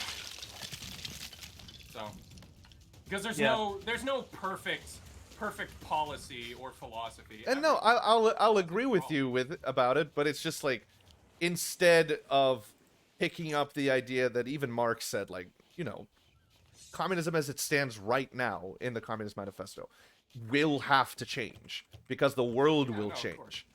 And I don't know, man. It's just there's something that that like to be palatable to a publisher, to be able to be published, to be able to be fucking, I don't know. It's just I can't. I can't. The same person, people who hired Alan Moore, so I don't Exactly. know. Yeah. Although Alan Moore really doesn't like DC Comics for very good reason. Is that the guy who? He did Watchmen, and he is like there we go. Yeah, out and out communist.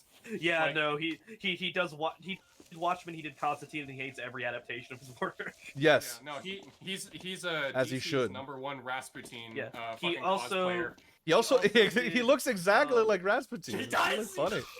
Yeah, he did Killing Joke, didn't he? He did do Killing Joke. Do you think Yeah, okay. do you think that's on purpose? He looks like Rasputin because Casually he's a discussing communist. if communism good while playing Sea of Thieves. Oh no. Oh yeah, no. Here's the thing. Alexa is Serbian, so. Every time that I'm on, this is what happens. But hey, I love having conversations about people that don't 100% agree with me on stuff. Of course. Always good. The thing is, here's the thing, right? And As this long is as the you don't throw me into the gulag, Rod, and just okay, come on. no. Don't do it. The punishment system has to be rehabilitative, not punishing. It's not for punishment's sake. There must be rehabilitation, and the gulags are not a good way to do that. No, they really aren't. Yeah. Stalin's in hell for the Spanish Civil War alone, let alone all the other shit he pulled. Oh god.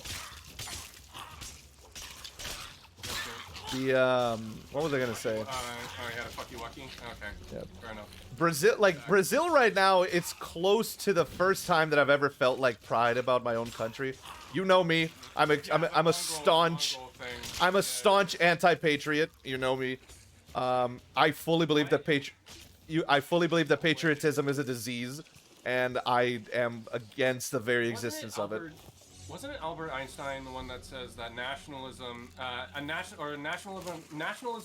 for love of one's country just for the sake of loving your country can lead down a dangerous path? Yes. Yeah. Absolutely. Like, that's the biggest distinction I would do between, like, patriotism and nationalism. Is nationalism is, like, American exceptionalism, where, like, oh, America's great no matter what, and everyone who disagrees with America's bad. While patriotism is, like, acknowledging the good with the bad. So, like, yeah. it can go for, like, this isn't my view, but it's, like... Well, one can't exist without the other. That's my biggest problem. No, like, nationalism is the worst part that patriotism brought out, but... Sure, but it's just for me, it's just like, I would much rather be proud of the fact that we're all born on this planet, and we are human, and we are citizens of Earth, and just go from there, instead of like, I belong to this country, and it's the best one. Rod, trust me, as a person who has, like, so many ethnicities in them, I could literally fill, like, a fucking, Hanna-Barbera cartoon. Then do it. Like, I get it. Then do it, you coward. No, I get it, but, like, here's the thing about America, I don't necessarily love America the country, because America the country fucking sucks. It's the people in America. Yeah. And I've said this before, right? And I'll say it again.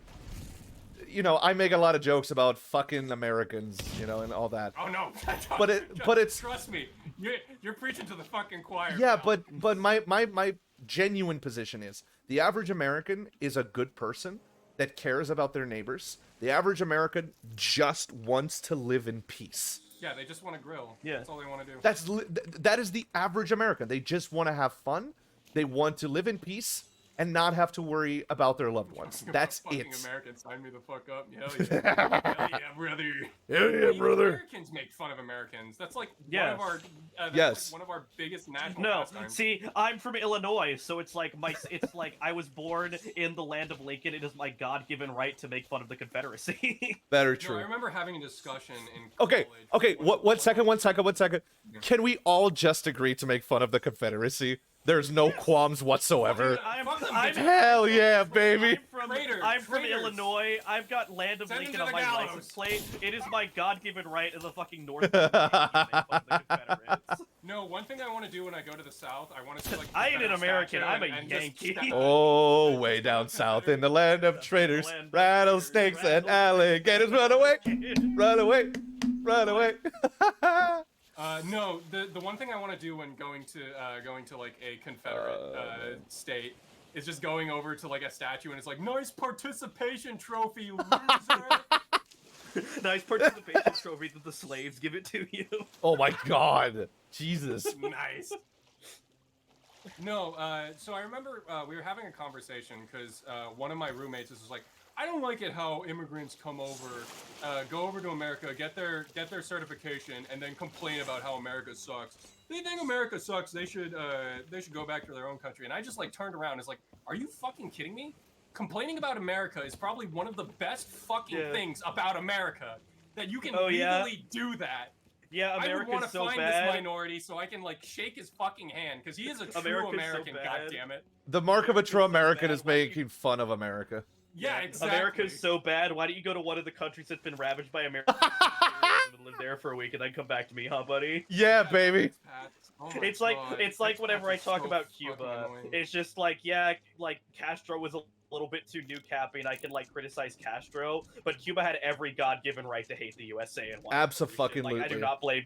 And right now, still, and right now, Oh still. no, Yeah. because Drop, Americans would drop join the in. restrictions. No, Drop the restrictions on Cuba. It's been like 60. Drop the embargo, you Yeah. fucking ghouls. Yeah. No, but we want to keep Gitmo. No. Yeah. Then again, we Yeah, still but the keep Puerto humans, Rico, which, human rights abuses in Cuba. Yeah, You mean in Guantanamo Bay because it's in their territory? yeah. Whoopsie. And again, we still Whoopsie. treat Puerto Rico our own territory Oh, in the that's- Atlantic like shit. So. I mean, Hawaii is still treated like a fucking territory, even though it's an occupation. yeah. No, you can Yeah. talk to Yek about Hawaii all day. Oh, we did. Yeah, baby. Yeah, no, I have friends who live down in Puerto Rico, and one of them was just like, oh, like, cause like we talked about, it's like, yeah, I'm fucking white, and they're just like, oh, if whenever I see you come down to Puerto Rico and give me a visit, I'm gonna give you a dirty look until I know who you are, because until I know who you are, it's another white tourist. Yeah. I'm just like, yeah, that's fair. Do you Absolutely. know where the beach is? Do you know where the beach is? Do you speak American? No, what I Oh, usually do is I just like Española? I just point. No, I remember there was there's a thing in Hawaii where people usually walk barefoot. Yep. It's just a thing that you do. Yes. Because it's just a pain in the ass to like go off the beach, put your shoes on. I'm from Brazil. I know how that goes. I know how it goes. No, but I remember walking around and it's like, there's just like these clearly like pasty white ass howlies just going in, and it's like, oh my god. What is a haole? What is a Haole haole? means white foreigner. It's essentially the Wow. Hawaiian word for. I love that. I love that. It's Polynesian gringo. Yeah, no, pretty much. No, it's just like, oh no, this poor little island boy. He's too poor to afford shoes. Quickly, give him $5. Okay. Here you go, little boy. Thanks. Thanks for the $5, dumbass. And I went over. No. I used it on like a gachapon machine. Best $5. Hell yeah. No, Hell it's yeah. like the whole thing of like the I'm, like, sweet. program that sends shoes to Africa, like the ones that'll like raise on. That's actually really because like it's good in theory, but in reality Totally they're means a sending so furry in a many. wolf They're costume. they're sending so many shoes that like there's too many shoes over there, and native cobblers. Heads up. because there's so many Yeah. shoes. Heads up to our 7 o'clock brigantine moving behind us. Got it. Oh, hey, no, what is- Hey. No, I could I just- remember there's just like, oh yeah, the new Pokemon game, Sun and Moon. Yeah, they're basing it off Hawaii, and it's like, wow, I don't know whether to be flattered or insulted about that. That's a Reaper. Oh, fun. You did get Long Executor. Yes, that is true. You got Long Executor. You could. That is good enough for reparations. No, here's a. I'm here's waiting. the I'm best- waiting for whenever Pokemon goes to Ireland and you have a Pokemon who special. No, they abilities did bar that fight. already. It was Sword and Shield. They did, but Yeah. they went to England. They didn't That go to is true. Ireland. They went to Ireland is the England. starting point. Yeah. Well, Is Ireland it? is the starting point. Yeah. Is it? Is it? Yeah. No, it's a. Yeah. No, Damn. the girl's wearing like a kilt and a fucking like. Kilt is Scottish. Fuck me. No, God damn it. Yak with the casual racism. Got it. Hey, Southeast. I'm half white. That means I'm half racist. So I see. Southeast to- Okay. Southeast to Devil's Ridge, by the way. Roger that. No, so, then like in Pokemon Sun and Moon is just like, oh yeah, no, guess what, Yektan? The starting island, or the starting city is called Howley City, and I just looked at it and was like, they knew. Oh my god. They have knew. to fucking It know. was. They It really knew. was. How do you, is it written the same way? Yes. Like, Exactly the same way as Howley. Hauli, right? No, it's Howile. Oh. Yeah. Ooh, I see. Okay. It's just like, oh no, they had to know. They had to know, bro. Yeah. No, it's, No way. This takes me back to what were we playing, Rod? It was either we were playing something or it may have been another Sea of Thieves stream, but we got onto the topic of Topic of what? You're just like, hold on, got topic of like You cut out, Brazilians. Oh, we were because this must have been a couple months ago, and we were streaming something. I Mega. think we were doing Mega. Thieves, but oh, Mega, I'm coming down. But you were just like, oh, I'm gonna wanna read kill all it? the Brazilian states like a white person, and I'm like, wait a minute. Oh my Hold on. god, yeah. Done reading, and I start reading them, and I'm just like, I don't know Spanish. You're like, it's Portuguese. I'm like, I know that proves my point It's further. Portuguese. It's like, yeah, you're proving my point. Got it coming behind us. Yep. I love Yeah, being... and like God, some of them I'm I like, can't- okay, I know this from being on the internet, but I can still I'll still read it like I've seen it for the first time. Rio de Janeiro. Yeah. No, it's like whenever Jesus I wants see a hug! yeah, because I did German in high school, whenever I see like European words, I get like a German word, and I'm like, wait a minute, that's not right. Like I'm putting on a German accent when I read French. I'm like, hold on a minute, that's not right. No, little German boy, don't go in there. No, little German boy, don't go into the weed cave! Oh my Yeah, god! yeah, This place is filled Oh with my God. blood smoking. Oh my god, this cave is full of blood smoking. My favorite one. I'm filled with Blutsmoke. My favorite one is, no, little German boy, don't go into that drag queen brothel. Oh my god, this place is filled with Kundenserven. That's good. Kundenserven is Take that fantastic. German out of the child out of the river. Oh my god, this place is full of smooth rockin'. Once upon a blue moon, while I lived in LA, I did drag. I was a drag queen for a night, Oh fuck. and the name that I chose is by far my greatest achievement. Rodimus Maximus. Nope, I was Gordon Slamsy. Oh yeah, That's you've talked about good. this. Yeah. That's so good. Oh my god. Uh, That's amazing. I was so proud of it. That's my personal Wave. Instagram. And the way I did it, I'm like, was that Gordon Slamsy is a dom drag queen, meaning that every time that I did something, I told everyone, and you better fucking say yes, chef, as soon as I'm done. And everyone was like, yes, chef. Incoming. yep, I see her. No, it's she Alex fainted, Love she Hell. fainted. Alex Love Hell's Alex Huh? Bye-bye. from Ramsey Stream brings crash. gets Oh, the no. perks up. God damn it. Rip. The stream crashed. Stream You crashed. know what else crashed? Yeah. Your mom.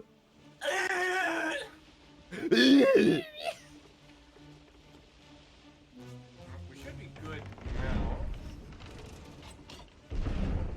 Your mom should be good. Wow. Rude. You know what else should be good? Alright, well, we'll just write it out. Hopefully it'll be fun. Ah, what she said.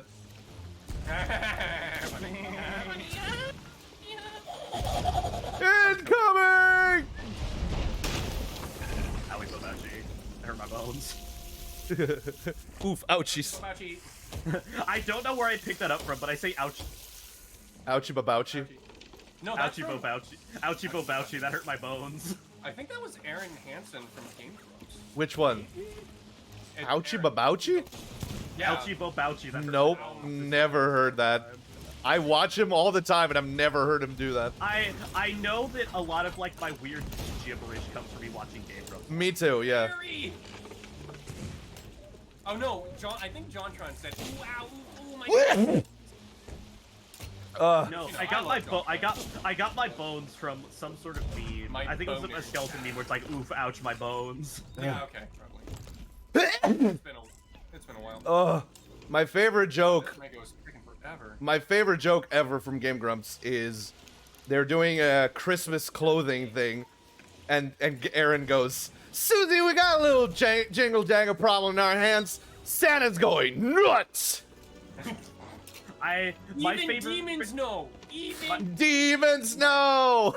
my favorite Game Grumps joke probably is either Mayor Luigi or Death approaches! Better scuttle! Death Approaches. Better scabble. Mhm. There's another. It's like either Death Approaches or another one that I can't remember now that I'm trying to think of it. yeah. Ugh. Damn. Well, this is a fine pickle that we're in. A fine mess of turnips we found ourselves in. Death approaches! Better scuttle! Better scabble. I No, do Wap like, Goblin. Wap Goblin is one of my. Hey! It's weapon time! Man, I haven't watched Game Grumps in What? so I got a long. weapon. all That's the, probably all why I the like traumatized survivors are in the room. Subconsciously, He that's kicks the probably- door down. Hey! It's weapon time! Yes, it's fine. It's weapon time. Subconsciously, that's probably why I like doing the Green Goblin voice so much. Yeah. The Wap Goblin. Yeah. When No Way Home came out, my favorite thing to do was the Norman's on sabbatical, honey. Oh my, that's a Norman's on sabbatical, honey. It's That's a neat trick. That sense of yours. yeah, no. William Dafoe is like the one good part of that movie, and it's because of William Dafoe. I can't help but love that movie. I'm sorry. I cried like a baby. I couldn't help it. It's Stop, very stop, fan stop, service-y. stop. I'm turning. No, don't worry. as someone who didn't grow up with the Spider-Man movies, I did. Like I've watched them since I then. did Like too. I've They're gone great. back and watched the Raimi trilogy and the Garfield movies, and like I've really. Well, So here's the everything thing, was right? Okay, I really like the Raimi trilogy. My- I didn't have that Trilogy's really good. nostalgia going into it. Yeah, The I did. Amazing I did. Spider-Man series is all Fair enough. right. I really do like I it how don't they're like trying it. to make it. Well, no, I really like how they did the Lizard because that was Spider-Man's first I don't villain know, in the man. comic series. To me, the thing to me is like, here's the thing, right? Spider-Man Toby is a loser. He's a loser. He's not funny. He's kind of he's super Heel awkward. chump. Yeah, but Toby as Peter, perfect. Yeah. The literal perfect Yeah. Peter Parker. Andrew Garfield as Spider-Man, fun. Actually fun, funny, quippy. Yeah. Yes, but him as Peter Parker, never. He's a garbage Yeah. Peter No, Parker. That's the thing about Amazing Spider-Man is they pull the whole I mean, thing No Way where Home like he did pretty well. So. yeah. I hated they him pull every the whole second thing of of it. like, oh, everybody hates Peter Parker in Amazing Spider-Man, even though he's this cool dude who like. He's a cool skater, looks like a Right. male model, Yeah. is super like articulate and Tobey charismatic. Maguire- Yeah, Tobey Maguire, he's a greasy little Tober. weirdo. I Yes. get why people don't Yes. like Peter Parker. However, Like Tom Andrew Holland, Garfield's, for like, me- this handsome young guy sucks. Tom Holland for me, between the three Spideys that we've had, best Spidey. Single Yeah, best no, they Spidey. did a- He's they did a just really good. casting for He's that. good. He's a good Peter. He's a good Spidey. The development that they gave Oh, Peter. Are we using made-up names? I'm Spider-Man. Exactly. I'm sorry, I can't help but love it. I mean, that's mostly the writers, but yeah, no, he Yeah. did. But he delivered it extremely yeah, well. no, he's good. Holland is a fantastic actor. Do you know what I think? What? I think they're gonna do next is that they're gonna introduce the Fantastic Four. I hope and then so. Spider-Man is gonna show up just like his debut comic in Fantastic Four #14. Yeah. When Spider-Man is like literally looking for a job.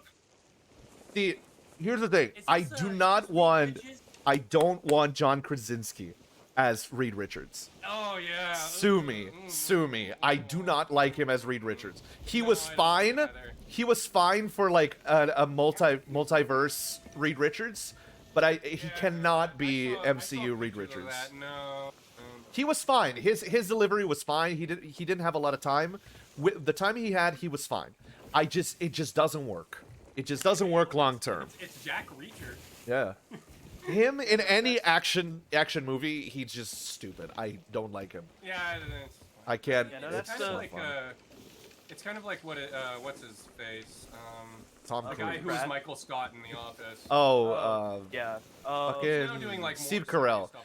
He's extremely good. I disagree. really good. I love him No, but as no, I mean, everything no, he does. It's like the thing of like these comedic actors that are like trying to spread their wings, do something else. As they Steve should. Carell is pretty good. But for like John Krasinski, I don't know.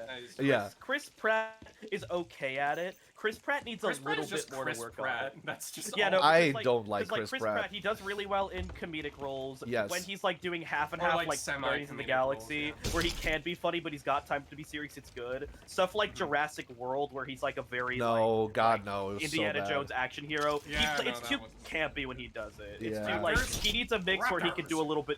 He needs a mix like Peter I Quill, found where he her can do a little bit of both. Yeah, I agree. Like he can't go full serious, but he's funny enough, and he No, does. he's like a good like action adventure sort Yeah, of. Like, he's Yeah, a very good like Peter an- Quill. he's- I will give him he's that. like an Indiana Jones or like a Brendan Fraser in The Mummy type. Like he could do that. Don't where it's like you he's a dare. serious action hero, but Don't he's got you some funny- dare No, Brendan slander Fraser the can't be name. topped. Don't you dare slander That his sort of name. Character.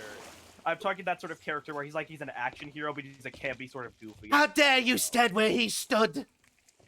Yeah, but he can't do the full like Chris Pratt. Look at me, I'm a badass who like rides a raptor and eats raw meat with my bare hands. Fight Like, back, yeah. you coward! Daniel Radcliffe, in all of his latest stuff, he's been so you phenomenal. just killed America. No. I love love how Daniel Radcliffe. Oh yeah, no, it's like just the one where he's in like a burlesque thing, and then Yes. somebody did a an Have you seen edit Weird Al? when they looked. Yeah, no, but Oh somebody my did God. an edit of like Snape and Dumbledore looking into the Goblet of Fire, and then it's just a picture of like them dancing in drag, and they're just Yeah. looking at each other. It's like Fantastic. What the fuck? no. Fantastic. No, Radcliffe in Weird, the Weird Al movie, genius, pure unadulterated genius. That man, He's in that movie. he's Weird Al.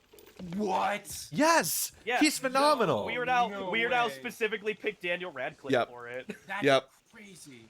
That movie's phenomenal. The boy who lived is playing as fucking parody songman.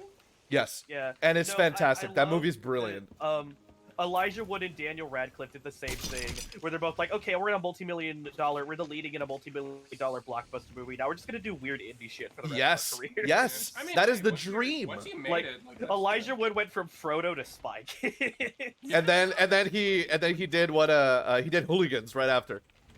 Yeah. That movie is sick, dude. I love that Was it movie. true that Daniel Radcliffe like had a best friend who was trans and then did like this whole like video interview thing after Oh, like yeah. the J.K. Rowling thing? Yeah, absolutely. Is he dating a openly, trans person? He's a he, huge on, like, ally. a Queer Network. Huge on ally. The Queer Network, he like hosted interviews between like trans and non-binary people to like talk about the impact Harry Potter has had on their lives, Yep. and like talk about how like J.K. Rowling being a shitter is kind of ruining it for them. He actively thinks Rowley is a cunt. Well, Yeah, I no, mean, pretty much everybody none does. of the cast of J.K. Rowling, none of the cast of Harry Potter likes her anymore. Nope. Yeah, no, Like I during think the, there's during, the one Harry guy Potter, who's like, still behind. reunions. Yeah. I think it's the guy that played fucking Filch, maybe? Yeah. Or Slughorn. I think it was Slughorn. The person No. who played Filch or the lady who played Reader Skeeter. One of the. Oh, that she has the look for it. She has that I know, they turfy did- look.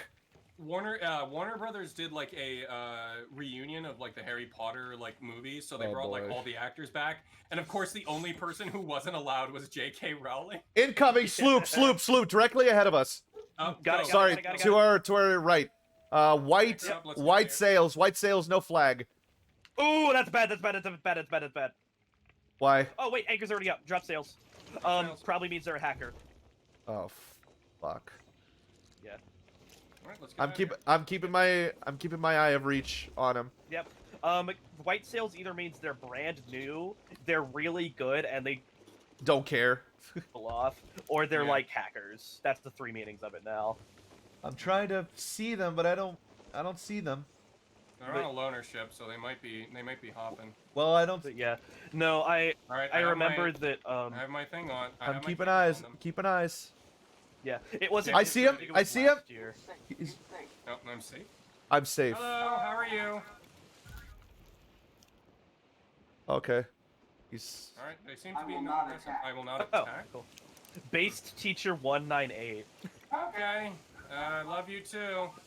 Did we already finish that island? We might as well just leave. No. If we did. Oh damn it. Bye. Okay. Bye. I love the text to speech read. Okay, bye. I didn't know they added that. No, they did. It's part of the accessibility setting. Oh, that is so nice. Yeah, it is really nice. Oh, that makes Yeah, me no, so happy. I love.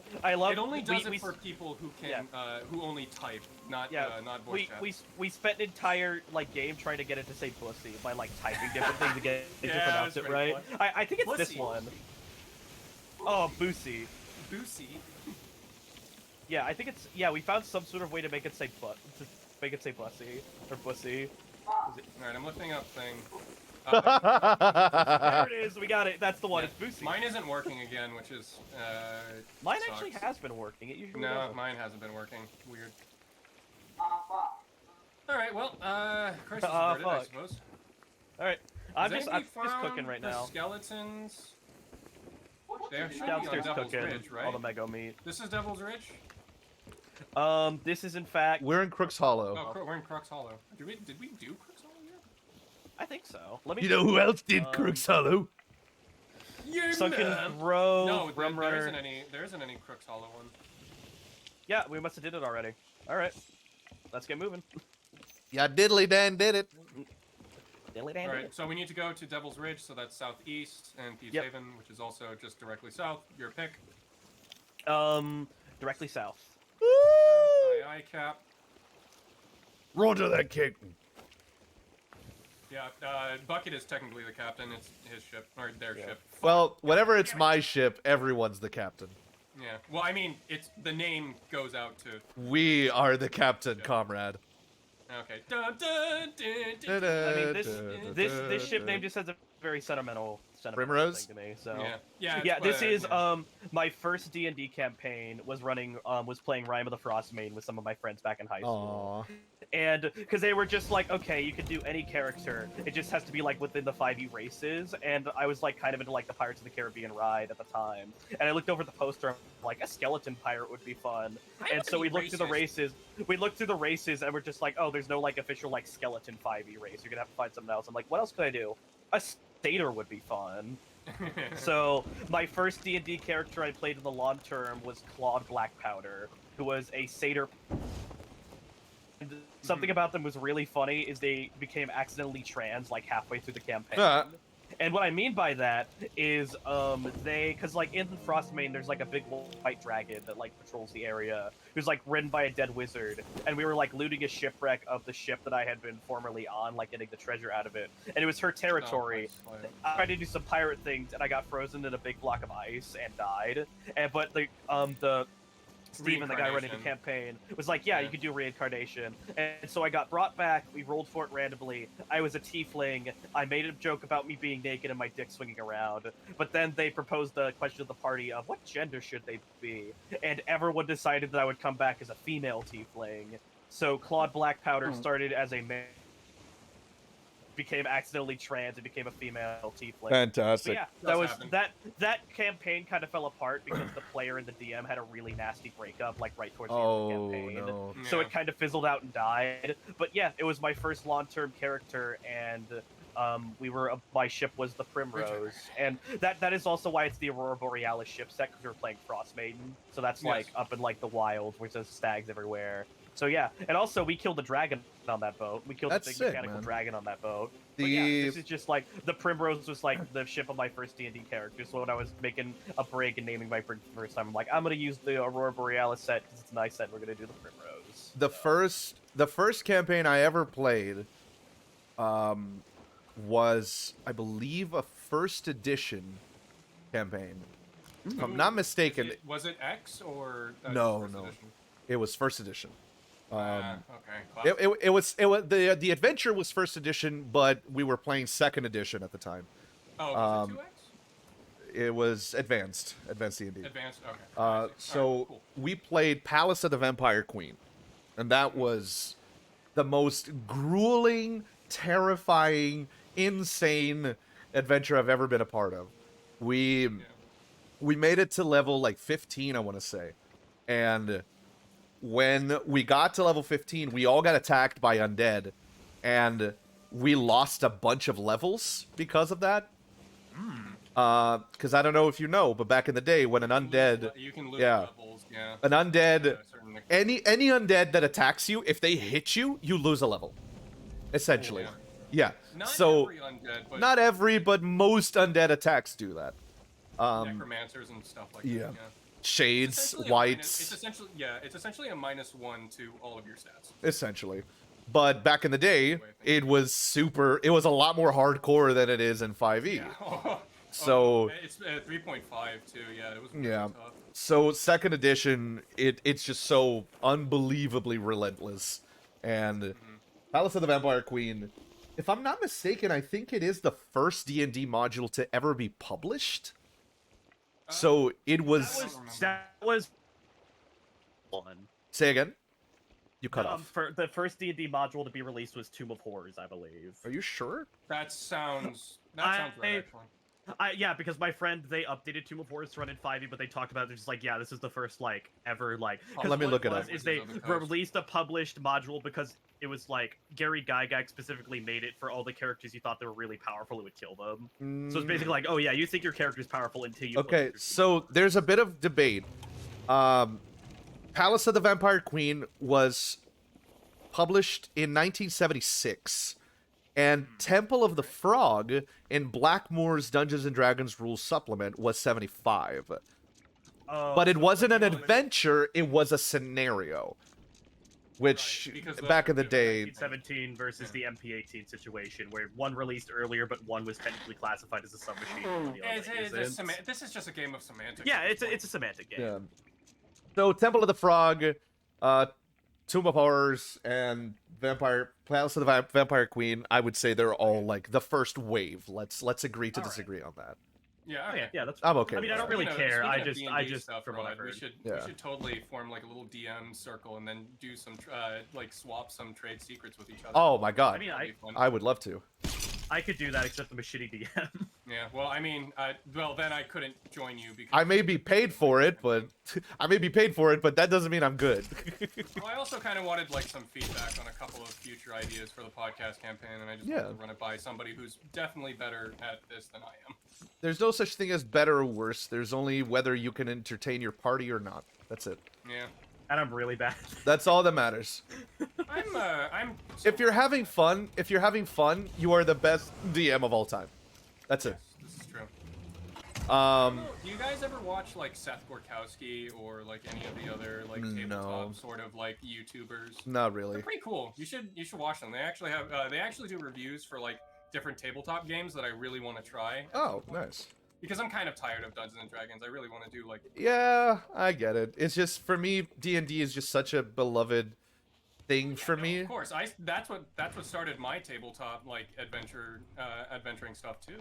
Right. But, that was all I had when I was a kid. You know, yeah. Did I tell you the story? My heart. Did I tell you the story? You may have, but I might have forgotten. The way it worked was that it was I told you about my friends, Julio, Felipe, Pedro, and Arthur, and we must have been 7 at the time. I believe we were 7. And I was the only one of the group that knew how to read, write, and speak English at the time. Right. By no means was I fluent, but I could read and translate. One of their dads, and I can't remember which one of them, one of their dads had lived in the U.S. for a while during the 80s, and he had like an original Dungeons and Dragons second edition rule set. Of course. And it was super cool, but we didn't know what it was at the time. And they brought it to school, and they were like, "Rod, you know how to read. You know how to translate this. You know how to read. Read. You know how to translate. You're the only literate one among us. You're the literate bastard. Read it." I mean, I was gonna say. Here's the bastard that can read what my paycheck says. Come here. Did I get fucked over or not? I need $10 to make rent. Does this say $10? Making Brazil jokes right now, but go ahead. I don't mind the Brazil jokes. I was saying it's like the only one that could read. I mean, it's like, well, I mean, it is Brazil. So. No, but essentially what ended up happening was I was the only one that could translate the book, and I felt like a badass because I could translate the fucking book. And so The rules are. you tell us. I was like, okay, so I did. And I essentially, whatever I couldn't translate, we homebrewed, but we got enough that we were able to start playing. And our first adventure that came with that guide was Palace of the Vampire Queen. And it was so much fun. And I remember I used to play, what did I play? Yeah, I used to be really bad at reading modules, but I wanted DM, so I homebrewed everything. I think I played an people that wanna elf do that- barbarian at the time. Yeah, learn. Here's some advice for up and coming DMs. Please learn from a module. Don't learn from my mistakes. Just I mean, try modules first. Alternatively, do a homebrew campaign for 2.5 years, like I did, with a party of 7 people who it's their first campaign that they've ever DM'd. hell yeah, hell yeah. And also me. But, Hold your breath and go. No, Wing it. Infernal's fun. Infernal's fun. We just have to take like month or so breaks when I get involved with like theater shows and my nights are taken up. And also, I've been in a wave of demotivation and depression right now, so we haven't been playing a lot lately. Honestly, I've been doing that too. However, my writing has been going really smoothly now, so hopefully we'll be able to actually. You've been. Yeah. Hopefully we'll actually be able to pick up or actually do like an official game of the podcast this year. Hopefully. Hell yeah. If you are a new DM, if you're trying to figure out how to make things work, the first thing you should do is find a group that you can find a consistent schedule with. Because one of the biggest things one of the biggest things that will affect biggest things that will affect your self-esteem as a DM, in my experience, is feeling like nobody wants to play your game because of schedule problems. You will feel that people are trying to skip out on you. And that has happened to so many people that I know. It's happened so many times to me. So find a group that you can have a somewhat consistent schedule. And when I say somewhat consistent, I mean have 2 main days that you're available. So 2 days of the week, have a main day that everybody tries to make it, and if not possible, have a backup day. So my party and we play on Saturdays. Sometimes we can't, so we move it to Sunday. That's what I need to do. We've gone on 3 weeks now that we weren't able to play, but that's fine because scheduling happens, and that's something that comes with experience of knowing, like, okay, no, they don't hate me, it's just scheduling. Yeah, I know. I used to feel that as well back when I was a kid. So No, that's definitely some solid advice. The other thing I will say, as you know, the best advice I can possibly give is steal wherever the fuck you want. Steal, just steal. If you see someone doing something cool and you like it, just take it. It's yours. Unless it's Wizard of the Coast, then they might send a new OGL after you. Yeah, I can confirm that my homebrew monster manual for Infernal, because I have the actual 5e monster manual. Me too. And then I have like a bunch of PDFs of like the officially released ones, and then I have my list that's a mix of homebrew monsters and monsters that I've stolen from homebrew sites that I'm using. Like I have a Infernal specific monster manual that is full of modified stat blocks, original stat blocks, and just see wiki.com. when it comes to one thing that you might like it or you might not, it's 0 or 100 with this one. I, as a DM, like variable health for monsters. If I think that it obviously changing monsters during the encounter, you should keep it to yourself, because players might feel it's unfair, or players should feel like it's boring. But if you feel like an encounter is going too easily, just turn up the fucking difficulty, man. And if you and this goes for more modern groups, people that are more in touch with their own sensibilities, and people that are more comfortable with sharing their own insecurities about playing and whatnot, and what they want out of their character. One of the things I do is I will never kill a character without consent. Never. I'll just never do it, because I know how attached people can get to the characters, and I know how important some characters can be. And my campaign right now is not a campaign that is meant to be ruthless. It is a very long-form campaign, a campaign that's going to last for the next 5 years, foreseeably. And Infernal. I'm very, I mean, very specifically, like I've specifically said to my players, listen, if you have if you don't want me to keep that safety on your character specifically, let me know, because this is an opt-out system. You can opt out of your character not being killed outright. If they do die, maybe they'll go to a different plane of existence and they'll be rescued and whatnot. They're not gone forever. Yeah, If it's you like want, Odysseus coming out of like Tartarus. And yes, all that No, stuff. it's like when I mentioned Claude, like they died and we had like the big thing, but Stephen was like, okay, you go to this weird little druid settlement here, and you can do a reincarnation on Claude, but this is the only one you're getting for the whole party. Like, okay, if one of your character dies, you get one chance to bring them back, and then like Sure. from here on out, because we're getting into the late game and stakes are getting high, if you die, you die. the thing for Like, 'cause me, that was like towards the I late played game, a- towards like the end of the story. So it's Right. like, yeah, stakes are high. If you die from this point, you die because you used your yeah, Yeah, I'll probably eventually do that.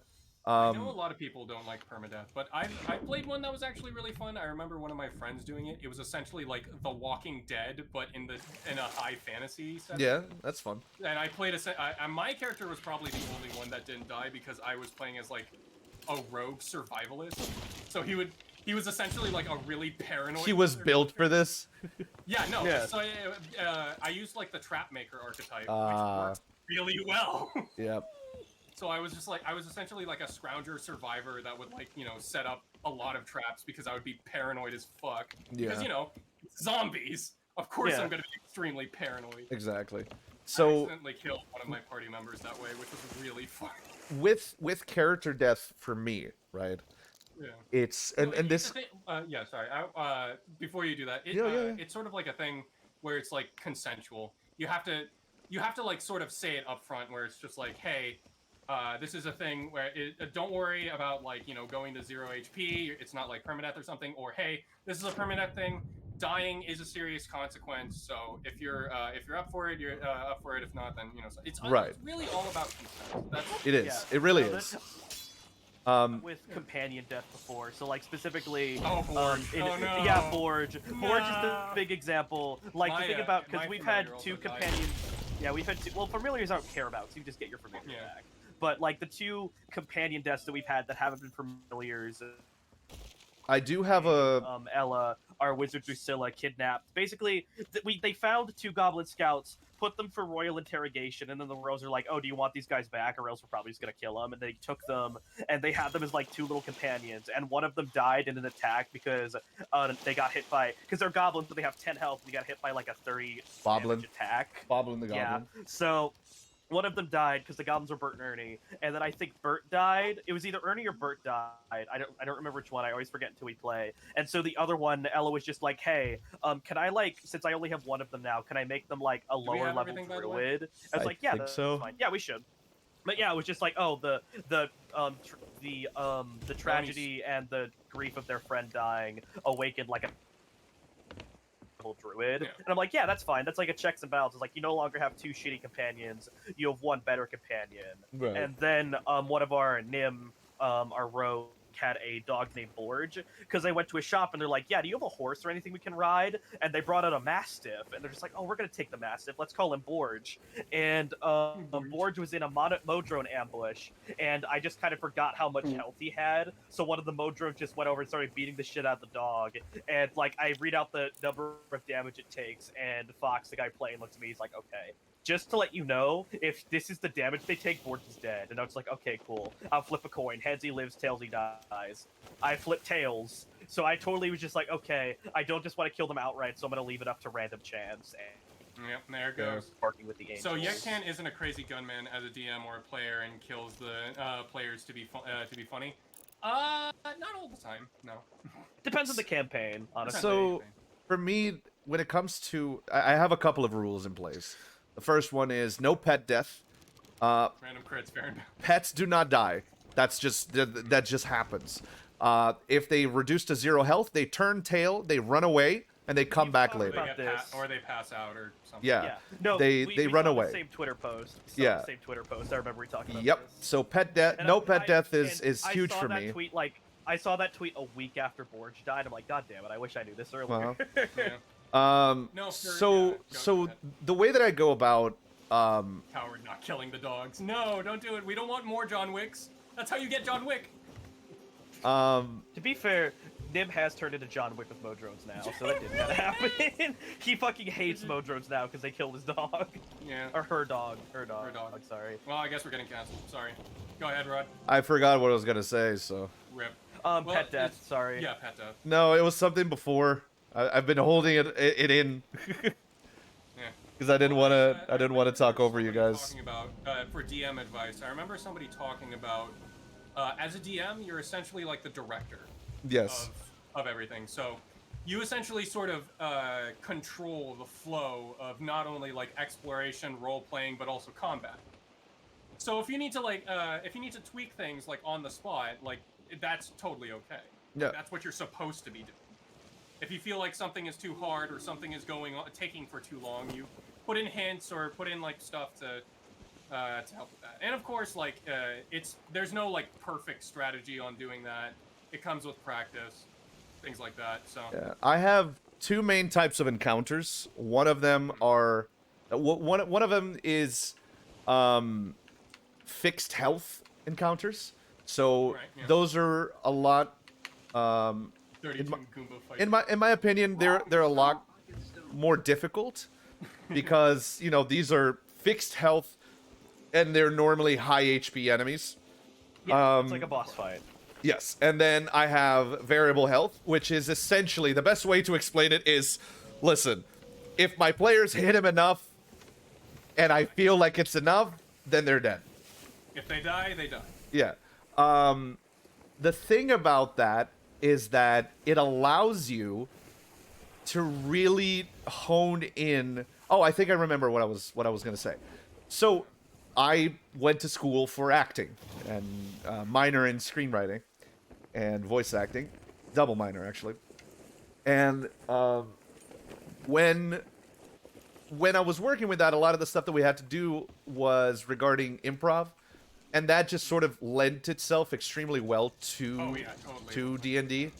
And Improv groups, yeah. one of the things that ended up sort of imprinted on me in regards to storytelling is Yes, and that, well, not just that, but also the fact that I have to, that it has to be a satisfying story in the end, right? yeah. And I am very much avert to anticlimactic moments. I do not allow them to happen. My characters will never go through something that is anticlimactic. If they manage to one-shot a villain, a boss, the boss has a second form. If they one-shot the second form, it has a third form. It will build up until the right moment where tension is at the highest and they make a move that I know they're capable of making with their wits and the stuff that I've provided to them with items and whatever else. So some people like that style of DMing, some people don't. I personally believe that it is my responsibility to give the players the best flow of rising action and climax as I can. That is my job. Their job is to. God, I really want to talk about something, but I can't because Bucket is right here. Yeah. Hold on, I can. I'll No, definitely for a it's minute. fine. No, I mean we're live streaming anyway, and Zanzo Exactly. watches the stuff, so I can just show you. Honestly, I could just talk to you about it later. It's not Okay. really that big a deal. I mean, I'll Or talk I about can some. just chill.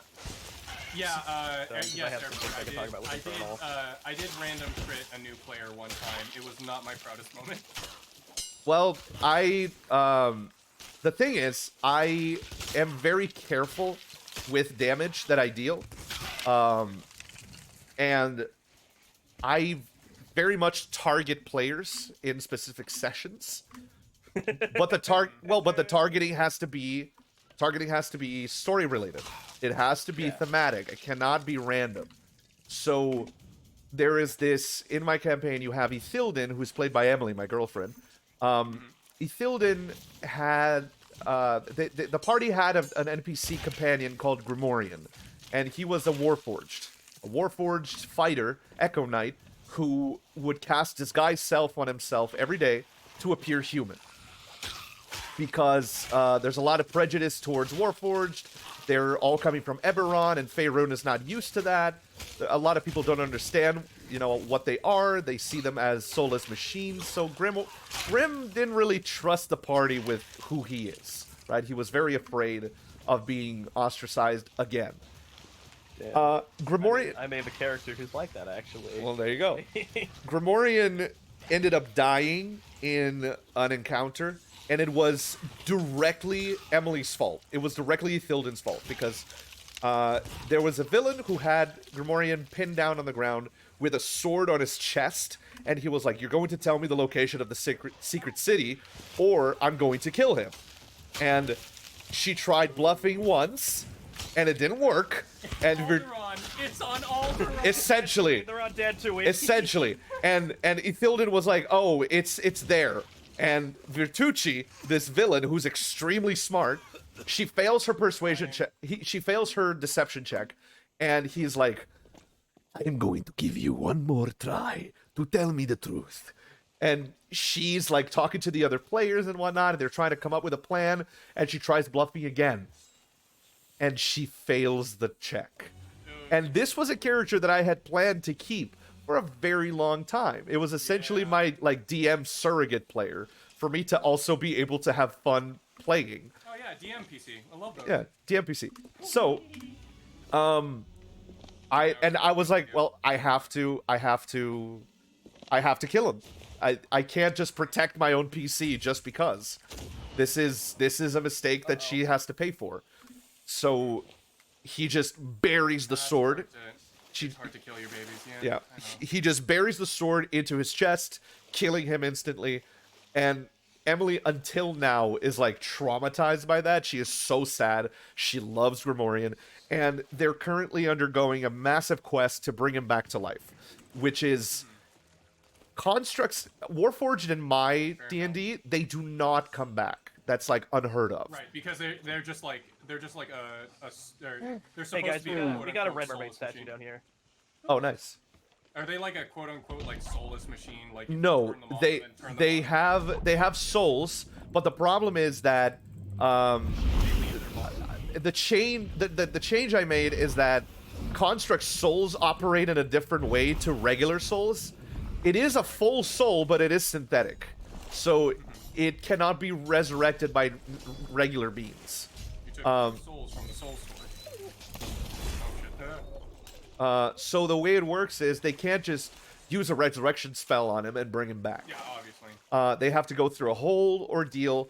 They have to find this thing called the Father Forge, which is, according to its own legend, that which repairs what is broken.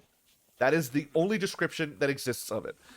And one character used it to heal an old PC of mine from another campaign way in the past, because she used to play. PC. Yeah, she used to His old play. computer. Taylor, who plays Kirith, used to play D&D with me in another campaign, and my character there died because I had to move back to Brazil, so we made him die before I left. No, just say he's going to Brazil. That's So essentially, A shark. yeah, you're good. Don't worry, you're good. I got you. Um, No, I'll tell you the time when I killed PC, but yeah, go. So essentially, Kirith, her tiefling character, wanted to resurrect Ripley because Ripley killed himself to teach her a lesson of like how sacrifice is important and that kind of stuff. She was like kind of her his surrogate daughter, and he was a Kalashtar, but a variant. Instead of a Quori spirit in his mind, it was the mind of his dad, who is really fucking evil. And his dad was taking over, sort of like a Cyberpunk 2077 thing. And he was like, I cannot let my dad take over, because if he does, he's going to kill Kirith. So what I'll do is I'll die and I'll protect her. So he does, but Kirith never asked him to do that. And so she wants to bring him back to essentially be like, how dare you come into my life, make me care about you, and then just check out. You don't get to do that. And Adios. it was supposed to be this beautiful moment where she brings him back, but here's the thing, his soul belongs to a Sararak now, and when he came back, he is no longer the man she knew. He is his dad, and he has become a revenant. So he's hunting her through the different planes of existence. And now here's the thing. Ithilden wants to revive Grimorian. And the whole point around it is that I'm looking for Sunken Grove. I cannot take the consequence away. I cannot take it. And so for that character growth to exist, the consequence has to exist. So I think that's what I was trying to say. Sorry, we're just trying to find. It's okay. We're trying to find. Oh, there it is. All right. Yeah. Yep. Okay. Straight north. All right. And the other thing, northwest and then northeast. And the other thing, if the world doesn't breathe, if the world doesn't happen while the players are not there, it's not fun. Yeah. Well, yeah, no, D&D is a collaborative effort. The characters make the story as much as the DM does. No, but what I mean is the world has to move on without the players if they're not there. No, of course. Yeah. Yeah, it's just like, like a real world. I could go through a few things. So like a lot of the variable health things I can talk about the fight with Browspear. So basically, like, I've talked about Infernal before, but the whole shtick about Infernal is, like, this one continent of Larian is the starting off point for, like, a demonic invasion of... Because basically, like, the world, there's 9 different layers of existence, and the world we know is on the 7th ring, the material world, and then there's the 8th ring, which is, like, the ring of punishment or hell, depending on who you ask. And so, like, there's an invasion of hell into, like, the material world, and so Larian is the starting off point for this, and all but, like, a tiny little southern tip of the continent has been occupied. And the continent has been split between the Infernal Lord's most, like, loyal lieutenants. And so the desert, the Painted Desert, this area on the continent, was controlled by Rauspir, who is this, like, crazed artist. So, like, all this... Like all the sand is like been turned into like bright fluorescent colors. There's just strange occurrences happening. The geysers spew like red hot paint. The top predators in the desert are now like huge wasps that have like grown and become huge. And so like the party is there for a year, and they finally get to Rauspir, which is like the huge boss of this campaign. Also, it turns out one of the players is playing a Hexborn or a Hagborn. Who their whole shtick is like they were sick as a kid, they like lived in this village as a kid, and then they started recovering, and turns out that their parents had made a deal with a hag to make her better, and so this is Nim, and so she's like, this is demoted by like growing a ring of thorns around her head, so like she's human but not quite, right? Because she's got like hex blood running through her veins, and it turns out that we slowly revealed that the hag was a patron of Rauspir. So like Rauspir sees Nim as like his daughter. And wants to make her like a queen of the desert, and has like promised her power if she joins her. Gotcha. And so we reach Rauspir. They have that little family drama, and I had set Rauspir for 100 health because I'm like, oh, that'll be hard and difficult, and he's resistant to like a bunch of non-magical attacks and different magical effects. That'll be fine. The player whittled him down to about 20 on their first turn, and he missed his first attack. Jesus. So I'm just like, cool, he no longer has 100 health. He has 300 health, so we're going to make this go for a while. Yeah. And it goes for a while, and then Nim, she gets the final blow. She does, like, the final nip on his health. Or he's, like, at 3 health, and it's her turn. And she's just like, I have this crate of dynamite that we... somewhere. Can I throw it up in the air and shoot it to do my final damage? And I was just like, you know what? Roll a dexterity check, and she hit it. So, like, she took down her, like, patron with this huge fucking blast of dynamite. So, yeah, but, like, that's a variable health thing about how this boss was almost super anticlimactic. Yeah. But I'm just like, you know what? Fuck what I wrote down. They get 200 more health. This is gonna be exactly. A fun fight. So, I can honestly share Kirith, a boss thing that I had planned. Kirith's dad, the tiefling lady, Kirith's dad is called Aragon, and he is Hell King. Asmodeus is no longer the king of the 9 hells. This is his descendant, essentially. And Aragon is Saltbrook. Yek, you know Czar from the server? Yes, I believe in passing. I remember Czar, doing that a couple of times. Czar plays a warlock paladin, a fiend warlock crowd Oath of the Crown paladin. And Okay. his patron is a fiend who is also Aragon. So Kirith's dad is Saltbrook's patron, which I think is hilarious. And he wants Kirith back to the Nine Hells, so he's the family telling ceremony must be absolutely awkward, huh? Marceline. he's telling Saltbrook, if you want to keep your powers, you will knock out my daughter and bring her back home. Uh-oh. And Saltbrook is like, I don't know if I'm gonna do that, Chief. Yeah, that's a bit sussy. Yeah. Not gonna lie.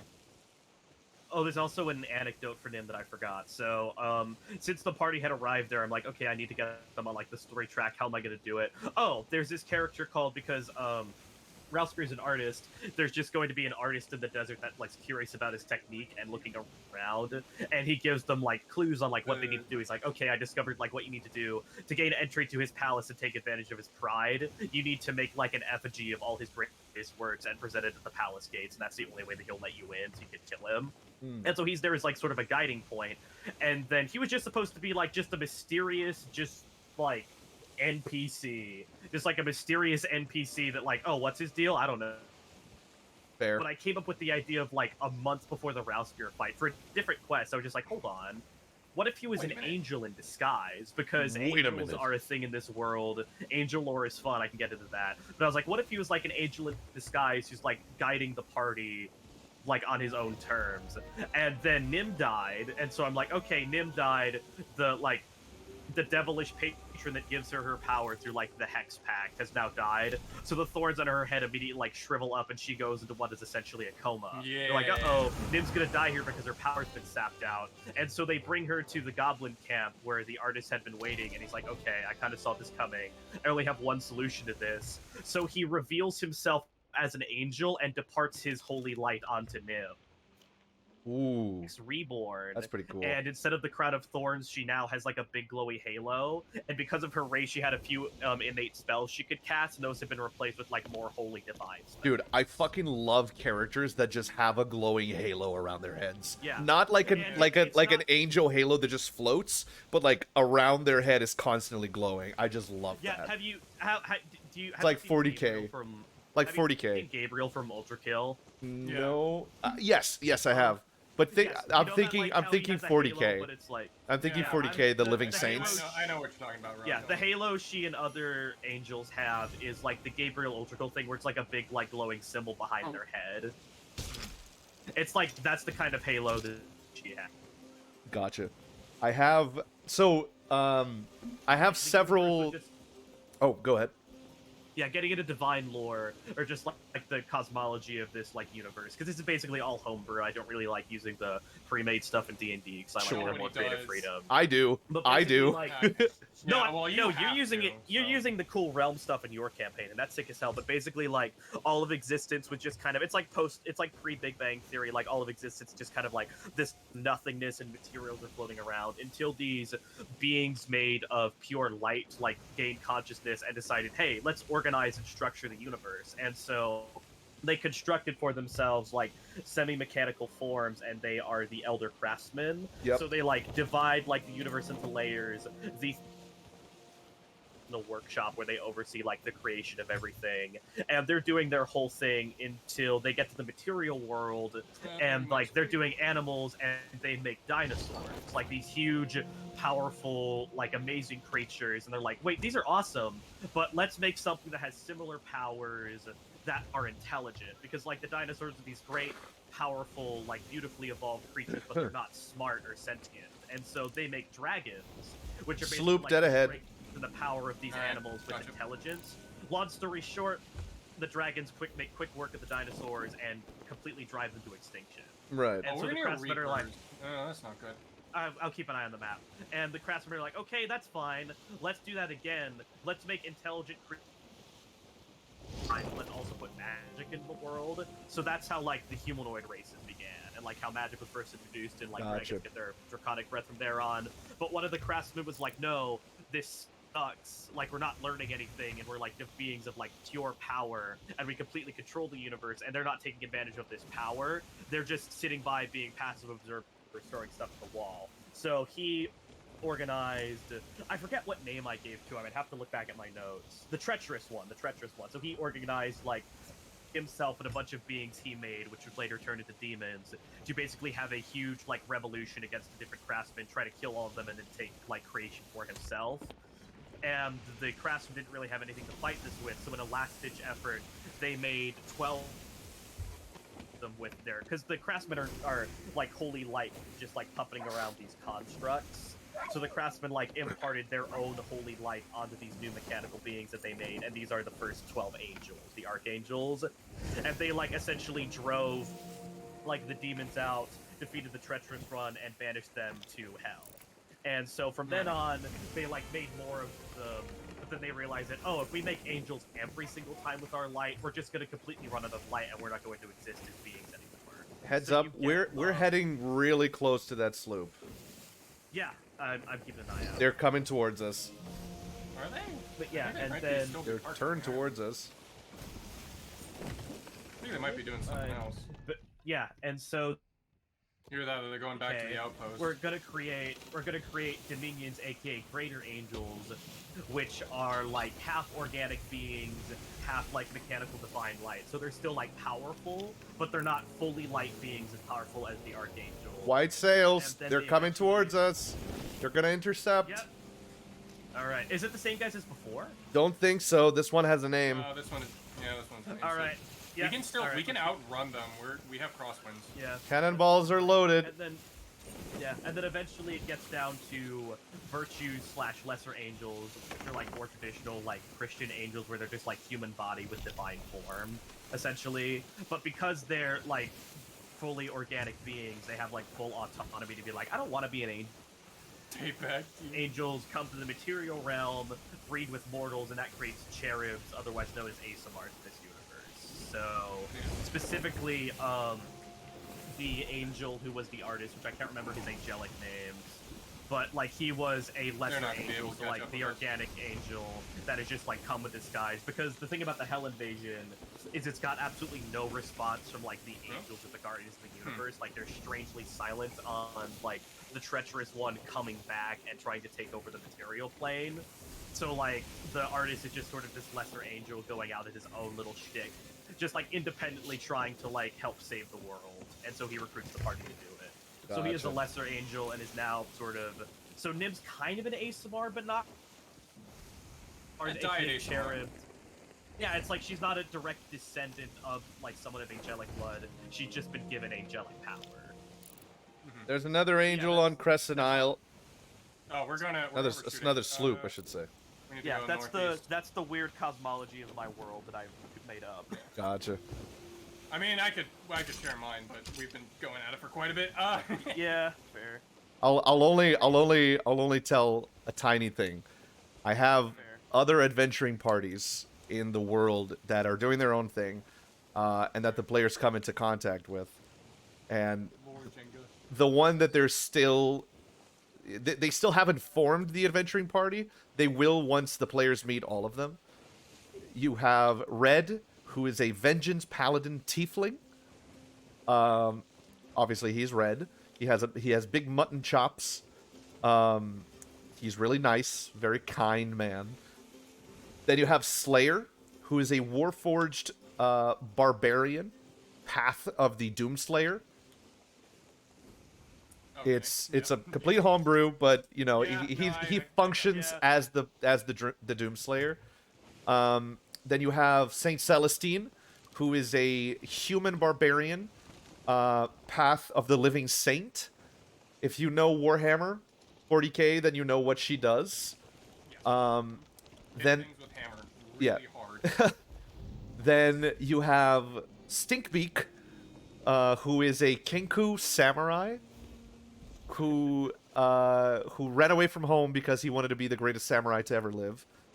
And then you have Cassandra, who is the daughter of my universe's essentially Count Dracula, but he's you know the Castlevania anime. Imagine that, Yeah. but he succeeded in being a good man. He made his wife Elena completely immortal. He didn't turn her into a vampire, but she is immortal, like him. Right. And they both used to reign over this place called the Regnum of Magna. And the Regnum of Magna used to be a very prosperous land, but after Elena managed to turn Baron Cesare Scarlatino, that's his name. He's Dracula but Latino, and really really smooth. Latinacula. Latinacula, yeah. Draculatin. Dragon. Nose for Latina. Those for Latino. Oh my god, that's incredible. And essentially what they did is they Draculax. essentially gave ownership of the Regnum to the citizens. And it is a communist utopia in the middle of Faerun, between the two superpowers, the Coalition and the Federation. Now here's the thing. They have achieved perfect abundance of resources and of like plain employment, full everything, because the citizens, when they die, they willingly give themselves over to a necromantic spell that removes their souls and sends their souls to wherever they would normally go, but it keeps the body.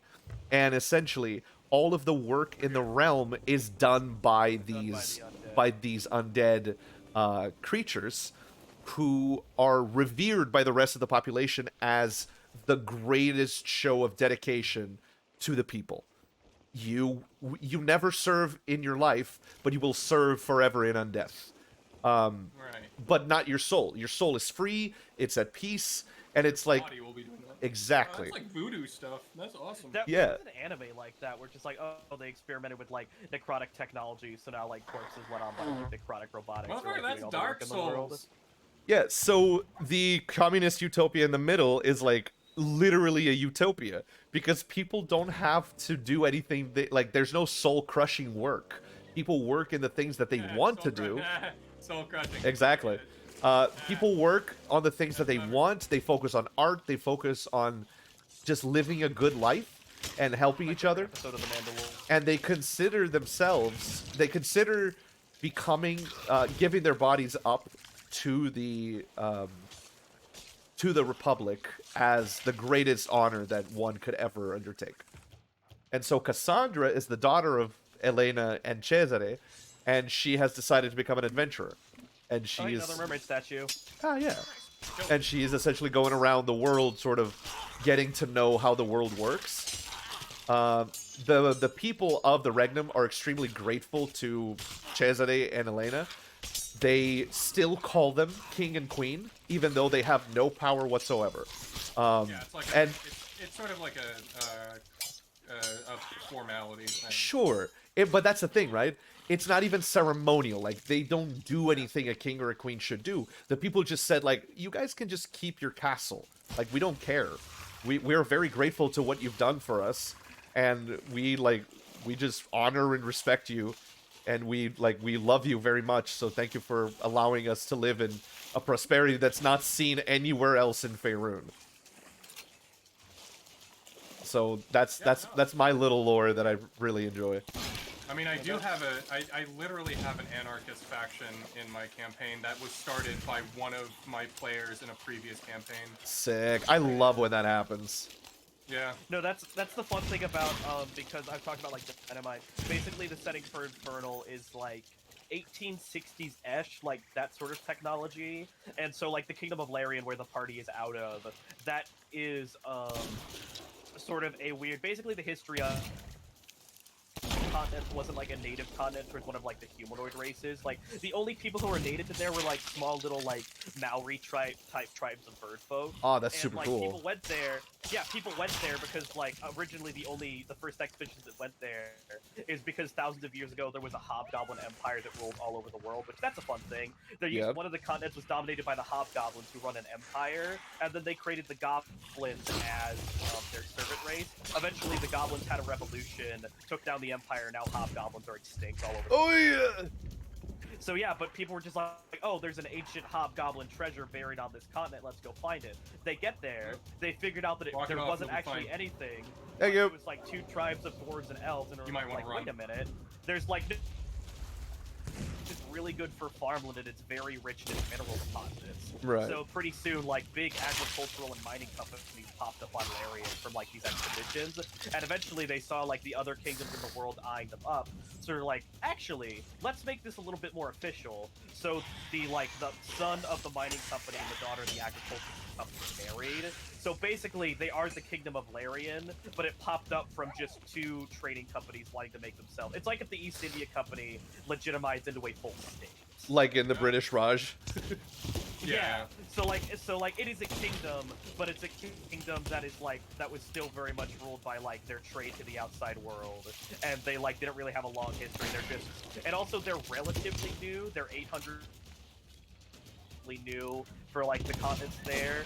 So it's sort of like a Tsarist Russia thing, where like they're weirdly totalitarian. The government isn't super progressive. They're late to the game on like steam technology, and the king is kind of an idiot. Right. But the infernal and like the different advisors that were like to the king and queen, they would often be like, okay, the royal family is their own thing, but the advisors are going to be picked from these trading companies. Like they're going to be the top men from these trading companies as a royal advisor. But ever since the infernal invasion, the king decided to pull a Tsar Nicholas II right off heroically into battle and get him and his entire family slaughtered.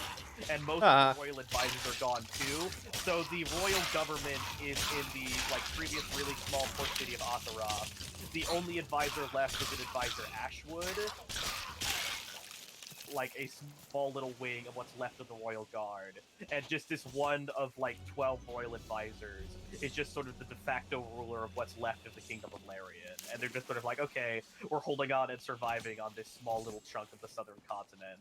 So it's going to be a question of after the Infernal Lords start falling and the royal government is allowed to spread out and start retaking its territories, of what it's going to look like now. Because the old system really didn't work, and the companies that used to live here are either non-existent or they failed and gone to other continents. So, and there's no members of the royal family left around, so you can't bring them into power. So what's the government of Larian gonna look like after this is all over? Right. So, I don't want to get too spoilery because Yek is a player in that game. Yeah. So What's going to become of the Kingdom of Larian is going to be a question that's going to crop up as we get later into the campaign. Right. The way that I established the Forgotten Realms with like politics and whatnot, I looked at it all, Politics, my favorite. the way that I looked at it all, I was like, meh. There's no real like overarching communication and trade routes between anything. Like it feels very like isolated with the way that Wizards has set up. So what I did was, a lot of the campaign revolves around the Warforged. So what I did was, well, Warforged are from Eberron.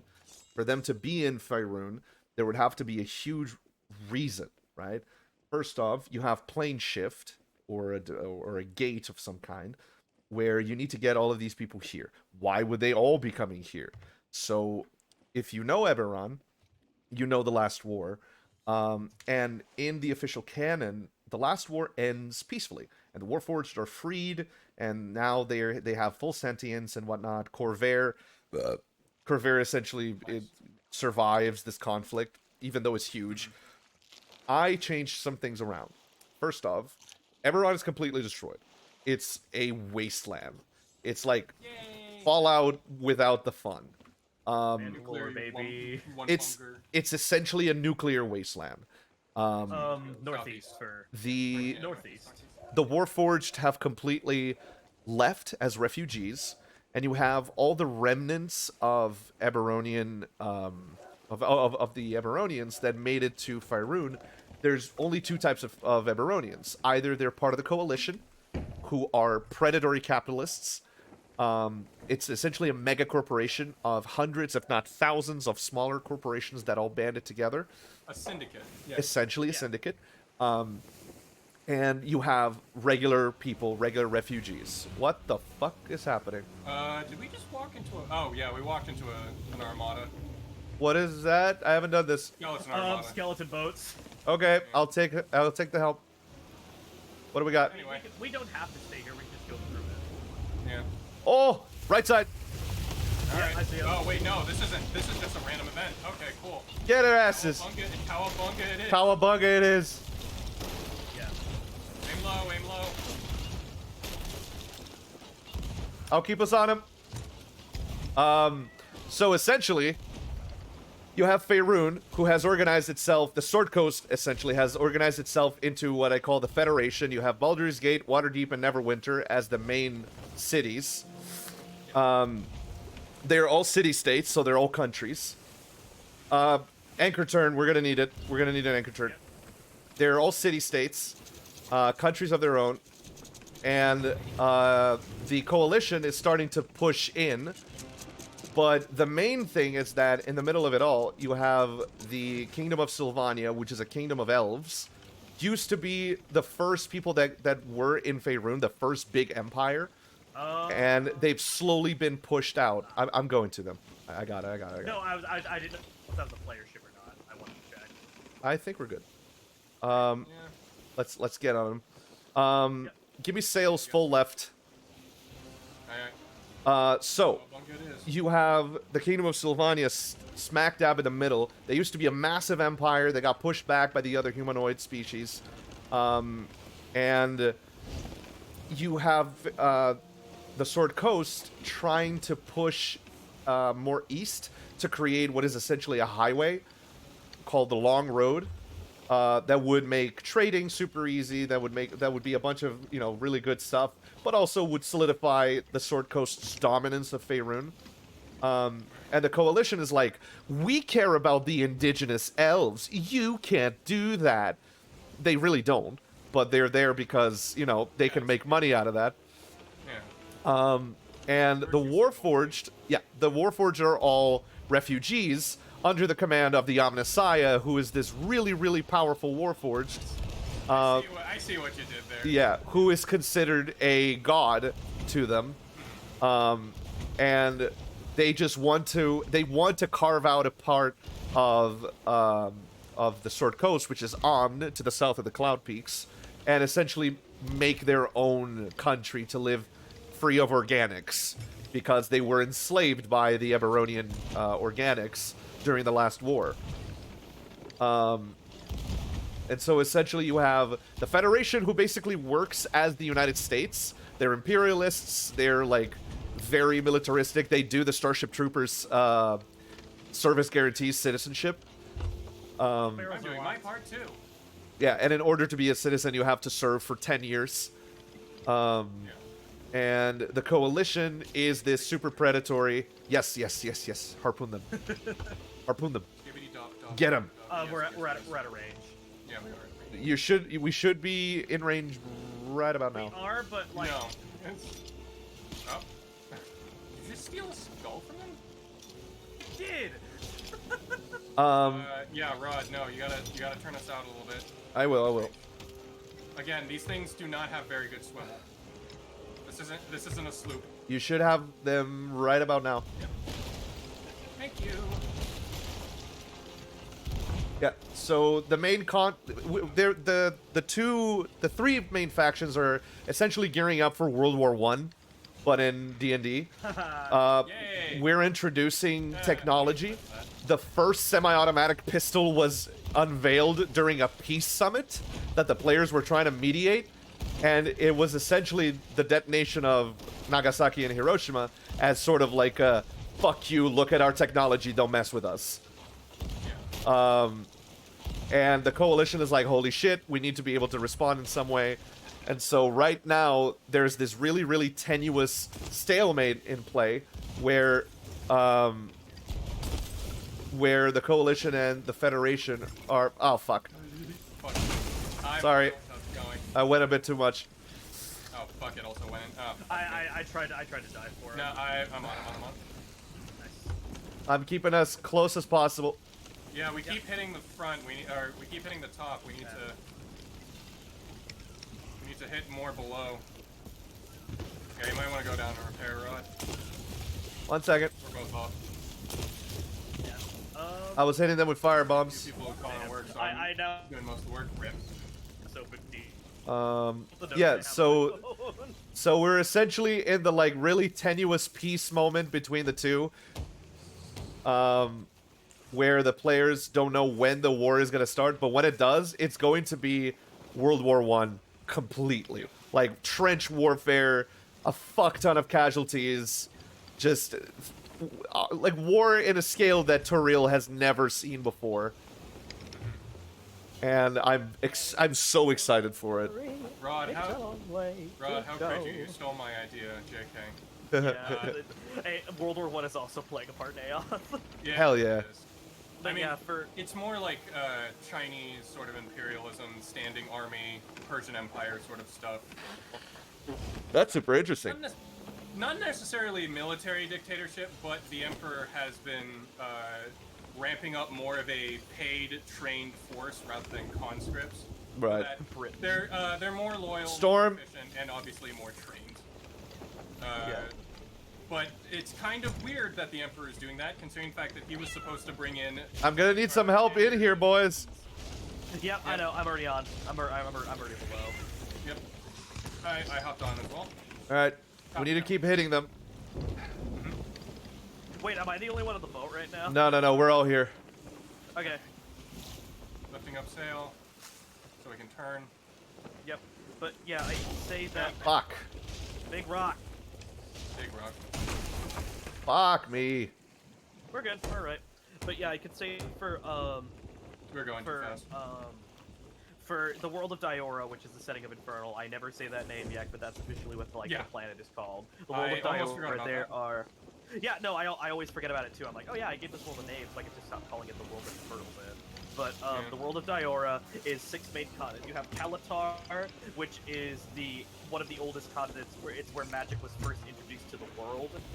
So like that's where a lot of like the fantastical races, like gnomes are from there and that sort of thing. That's originally where elves were from, but they early on in their history they migrated to Sassafropa, where the other humanoid races are from. So now it's just like there's a lot of like weird twists. Oh, like the really prestigious magical college are on Kalatar. Like 2 of our party members are from Kalatar, Hoy and Drusilla are elves.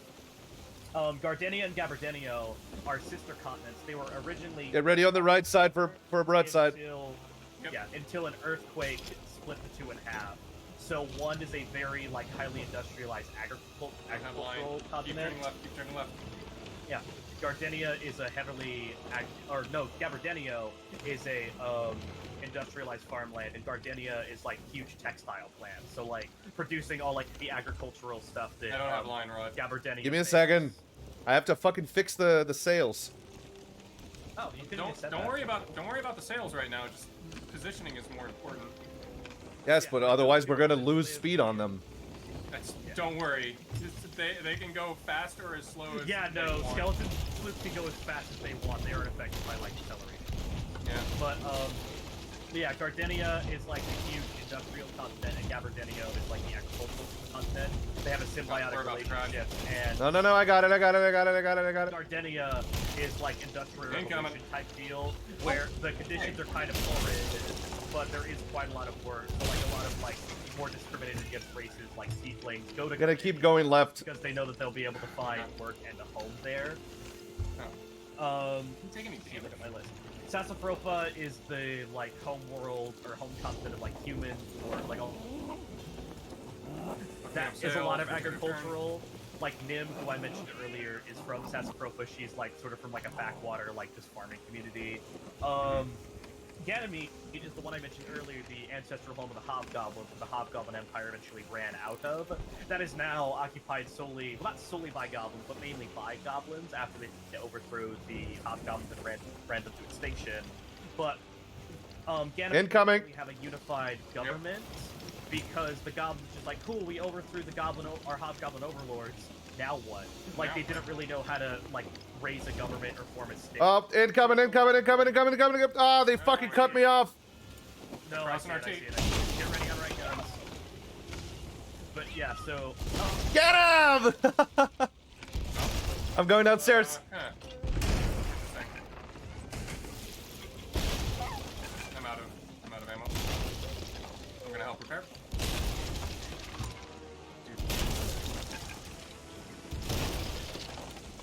are running a little bit low on cannonballs, so Yeah, I if was we gonna say can't something if we like can't that. kill this galleon, we should probably just skedaddle. But yeah, We can get 'em. is because like Ganymede doesn't really have a unified government like a lot of the other continents do. It's just sort of like various goblin tribes and warlords. Just they're like, we should come up with a unified government eventually, but none of them really know how to. So it's a bunch of like disunified like warlords and small little tribes. And because of this, goblins have just sort of run off and done their own thing like elsewhere. So that's how you sort of get like they have a reputation for being thieves and mercenaries, sort of like goblins that you get in 5e traditionally. And then I mentioned the story with Larian. So all these are just kind of independent, doing their own thing. There's trade relations. Sassafropa specifically has been on the sort of uptick because that's the first place. We're in perfect Steam position, technology boys. Really developed. So a lot of this pioneering Steam technology is coming from Sassafropa, but the Get close to them, I'm gonna kick them. Oh, come on! Right.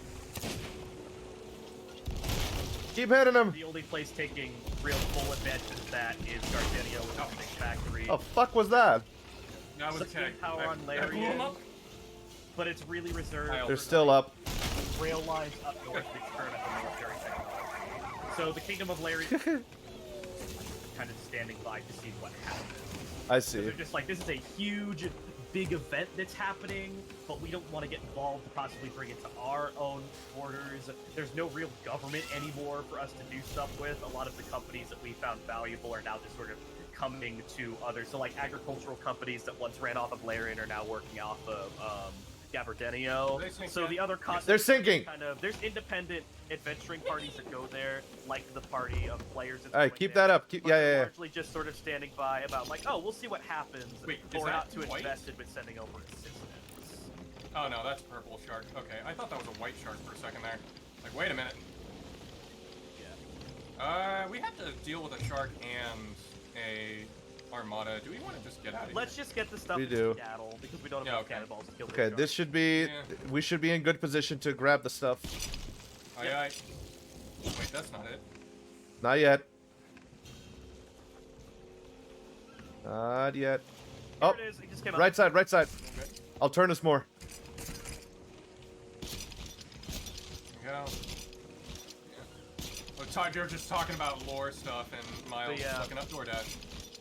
All good. But yeah, so like the other continents in the world of Diora have a role, but the incident has largely been isolated on Larian. And like a lot of the party, there's a lot more people going out than in, obviously, and that's one question that I get to the party, just like this place is. I think this is it. Shambles in the midst Okay, of a well, demo. let's get out of here. Closest outpost. Party Fuck, if we're by Reapers. Uh. Positive Reapers. Daggertooth behind us. Alright, turn us around. Do we have one more quest to do? Yeah, we do. Yeah, we do. Sunken Shore. Sunken I Cove. am gonna have to go. Could we drop stuff? Oh yeah. Okay. Yeah, we can drop stuff and then I can get dinner. Yeah, that's fine. Yeah. Cool, thank you. I mean, we can just 2-mana sloop until somebody else wants to join. Yeah. Oh, Also, we can- Oh, come on! That is such bullshit. What happened? We literally collided into a fucking galleon. Because it came out from the deep. Oh, hello. It surfaced into us. But yeah, but we have one more kill skeleton quest on the wheel, so we could always just We can always just forgo it. Yeah, fuck it. yeah. Like I say, let's take a break. Then we'll do a call like who all wants to play, and then we'll either boot up this ship again or we'll boot up a new ship. Yeah. Hell yeah. Yeah, no, so, what was I gonna talk about? I don't know. More for Aoth. Megalodon is still after us. Yeah, Yeah. it's going to be. Get It'll used to go it. away once we get to an island. Yeah. Talk about Hoy's backstory. That's a lot of fun. Well, I don't know if we want to, because that's spoiler territory. Well, we're passing right over them. Yep. No, what was Galleon coming in left side. Be careful. Yeah, we'll Yep. we'll get out of its range soon enough, hopefully. Daggertooth is more to our north by northeast. Northeast by I'm on the north. cannon. I'm on the cannon, so if somebody wants to adjust that, I'll that'd take be that. Wonderful. Got it. That'd be just great. Incoming. Ah, wonderful. Jesus. What did we I get hit grabbed by? my all. Barrel ball. Oh, yay, barrel ball, lovely. But it doesn't affect the crates that we have stuff in. True. Also, I could just pick stuff out of the barrel even when there's like the purple over it. So I don't know what it's actually doing. Is that an exploit? I feel like that's an exploit. Oh, What? ow. Getting stuff out of the Putting, A little bit, I guess. or I may just always be picking them out right when the effect is over and the like effect hasn't gone away yet. maybe. Jesus Christ. Fuck you! This is probably the most. I'm repairing. Magic ball spam that a galleon has done. Also, am I upgrading my galley for y'all? I mean, Rod is probably gonna leave, so if anything, we're getting another brig. Yeah, or we could do like a tent call for Tay or Zach. We're barrel bombed. Oh, yeah, we could. I would love to take the Rosy Bell out tonight. I see an enemy player brigantine to our right. Behind the rocks. Sailing laterally, so. Yeah. Just heads up. Yep. Thank you. Yeah, start turning true north. We're perfectly aligned with Daggertooth. Well, we want to go on the side of the Sovereigns, so. All right. That's more. But I'll turn more to the left. Port. Yeah, turn port. I left port to go right to star. Adjusting all my decor. Your other so port. I left port to go right to star. I go airport. What? Ah. Airport? Yeah, what's an airport anyway? No, incoming. No, it's not. Huh? Oh. I think it's trying to, but we're moving, so it missed. Curious. What was I gonna? Yeah, no. So it's essentially a standing army to essentially keep the peace, even though it's kind of weird how the war machine is ramping up during a supposed Peacetime. age of peace. Yeah. Yeah. So that's something that they're probably gonna have to investigate. That's something I'm excited for Infernal, is I don't want to give exact details. But if you remember, during the Civil War, they premiered the first type of weapon that became very relevant by World War I. Yay! So the Royal I know Engineers. exactly what it is. The machine gun? Machine gewehr. Gatling guns, baby. Yeah. Like the old handbrake style. And the Royal Engineers are hard at work, so that's gonna be revealed at some point. Daka. Yeah, it That's really a is fun thing. Daka Daka. Yeah, that's. Oh, wait, that's no, a bring fun thing I everything wanna up get top. into Bring everything up later. top. What Yeah. We're gonna go to outpost. That's a fun thing I want to get into later, is the rivalry between the Royal Engineering program and the Royal Magicians. All right, get ready to sails up in a bit. Yep. Actually, right now. But yeah, because the world is entering Keep the front one up, down. Yep, guide us in. Yep. But yeah, the world is entering into industrial half. age. So there's ultimately the question of, is magic going to be outmoded by this new technology? Right. That's something that happened quite a bit before the Infernal Invasion. Mine is just gonna be how does magic make World War I even bloodier? No, Yeah, that's the thing. no, Is me like too. there's a lot of that things that the party have discovered is, oh, we don't want these to be competition. How could like technology complement magic or vice versa? All right, sails up. Between the engineers Oh. and the magicians and the weird synthesis that they Yeah, can we'll do. When Yeah, work just together. drop. There you go. All right. Perfect. Nice. What a run. Hell yeah. All right, now let's turn. Oh all yeah, this no, in we without wanted to do sinking, and Monkey we'll call it a Island. success. Oh man. Oh well. Oh, we. I That's mean, that's gonna be fine. around forever. We can do that another time. Yeah, we could do that another time. All right, I'm gonna go upstairs Yeah, I and need start more- using the. Yep. Yep. I'll start using the harpoons. Yeah. Harpoons. What I wanted to do is sort of like do more of standing army, more of a call of nationalism, and how that plays with like growing tensions of different nations. Because of course, if like the big ever so present empire is starting to ramp up its war machine, nations that are sort of orbiting around the empire are gonna start getting a little bit uneasy. Yep. No, that's the fun Which thing is- with Larian. Yeah. Hey, buddy, why are you buying all of those sticks of dynamite? Nothing. Don't worry. No, Yeah, don't worry about it. nothing to worry The about it. emperor protects. Are you still angry at me for that barbecue I threw the other day? No, don't worry. Hey, can I get more four other crates of dynamite? Thank you. Prep the artillery cannons. How much is nitroglycerin nowadays? But yeah, that's the fun thing about Infernal is you're getting to come into the aftermath of this great kingdom, this great empire on its knees and on its last leg. I do like And just Dying World. Active. Okay, Sort of like our mine, but system is different. completely collapsed and it didn't work.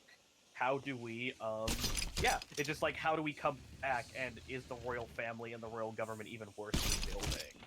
And that's a question that the Larian government is going to have to reckon with, or what's left of the Larian government is going to have to reckon with once the Infernal Invasion is pushed down and they have their land back. Yes. Hashtag land back. Yes. Based. I mean, it's sort of like my world sort of has like fallen technology of like a super advanced race known as the Ancients that essentially just left, and all of like their sort of fantastical and impossible machinations just sort of lying around, just unused. But the knowledge isn't really that common, so people don't really know how they work until now. Yeah. Where people are now starting to become more and more educated on like how to use impossible architecture and how to essentially warp reality to their command. Yeah, that's the fun Like thing that. about Infernal 2 is the Angels specifically, because like the Angels were created by the Elder Craftsmen to like push back the Infernal Invasion, and now their job is to be the protectors of the universe. So the religion doesn't really, revolve around like worshiping the Craftsmen as gods. It revolves around worshiping the Angels as the protectors, because the Craftsmen are just like, yeah, we'll make the world and we'll oversee it.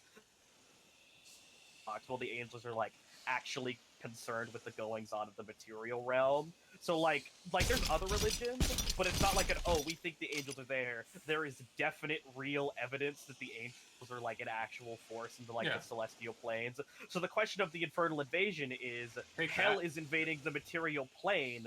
Where are the angels? They should be here. They should be doing something. Yeah, so that's just like a question. Yeah.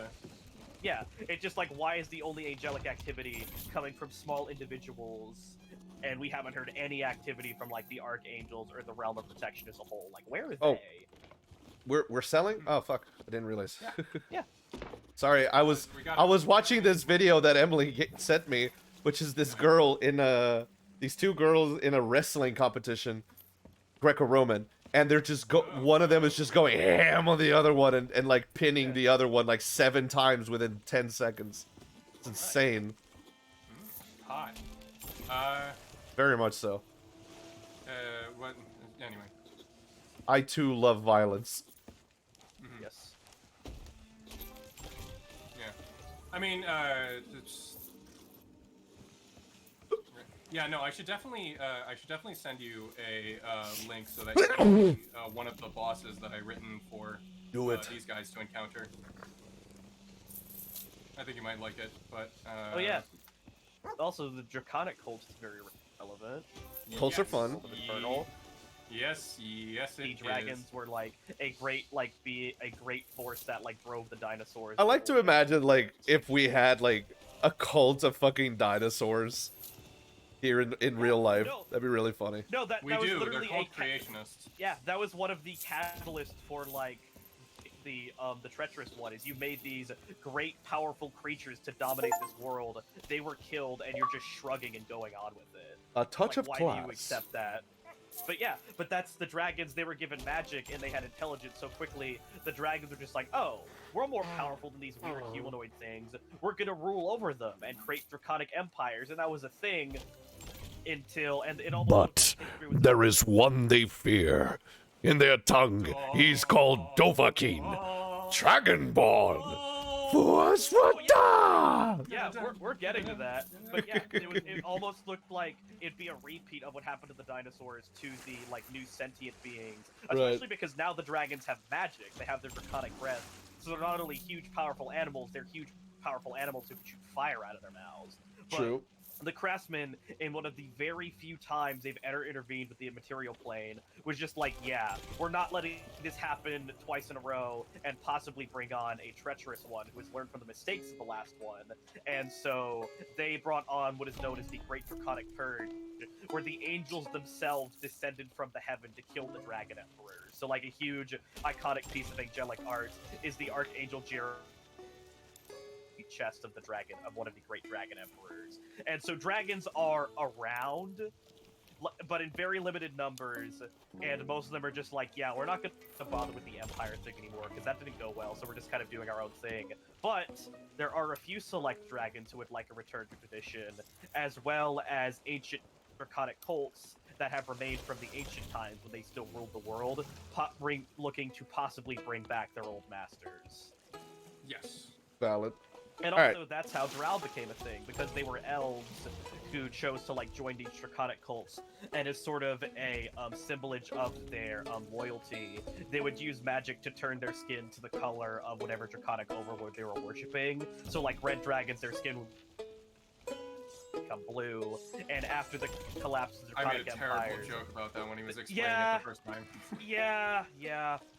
I know, but and like over time, as like, because like a lot of the like after the draconic empires fell, they were just like, oh, we don't want to have anything to do with Drow anymore because they're draconic cultists. So Drow were slowly just sort of like sent to do like they lived in their own little private colonies, and over time, all these Drow of like different skin colors have like sort of melded. So any like big like prismatic differences they have are gone. So now Drow are just like universally dark skinned. And you have like, there is occasionally like they all have pale hair, some will have like red hair or blue hair, like blue eyes decoding their draconic ancestry, but elves are just sort of this offshoot that their ancestors worship dragons, and that just sort of though the draconic empires have been gone for thousands of years, people still don't really trust Drow. Gotcha. Yeah. All right. Also, wood elves- I need to go because Oh yes. yep.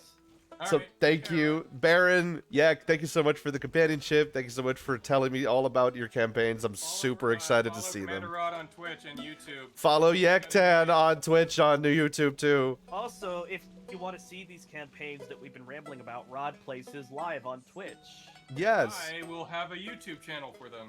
Well, Eh. I have a YouTube channel for them, but I haven't exactly been Go pushing watch, it. go yet. watch my one shot and my one shot alone. Let's do it, baby. All right. Take care, everybody. I love you all, and I'll see you Love you. Bye, next bye. time. Bye. I was gonna say something, then Miles says Jewish ninjas.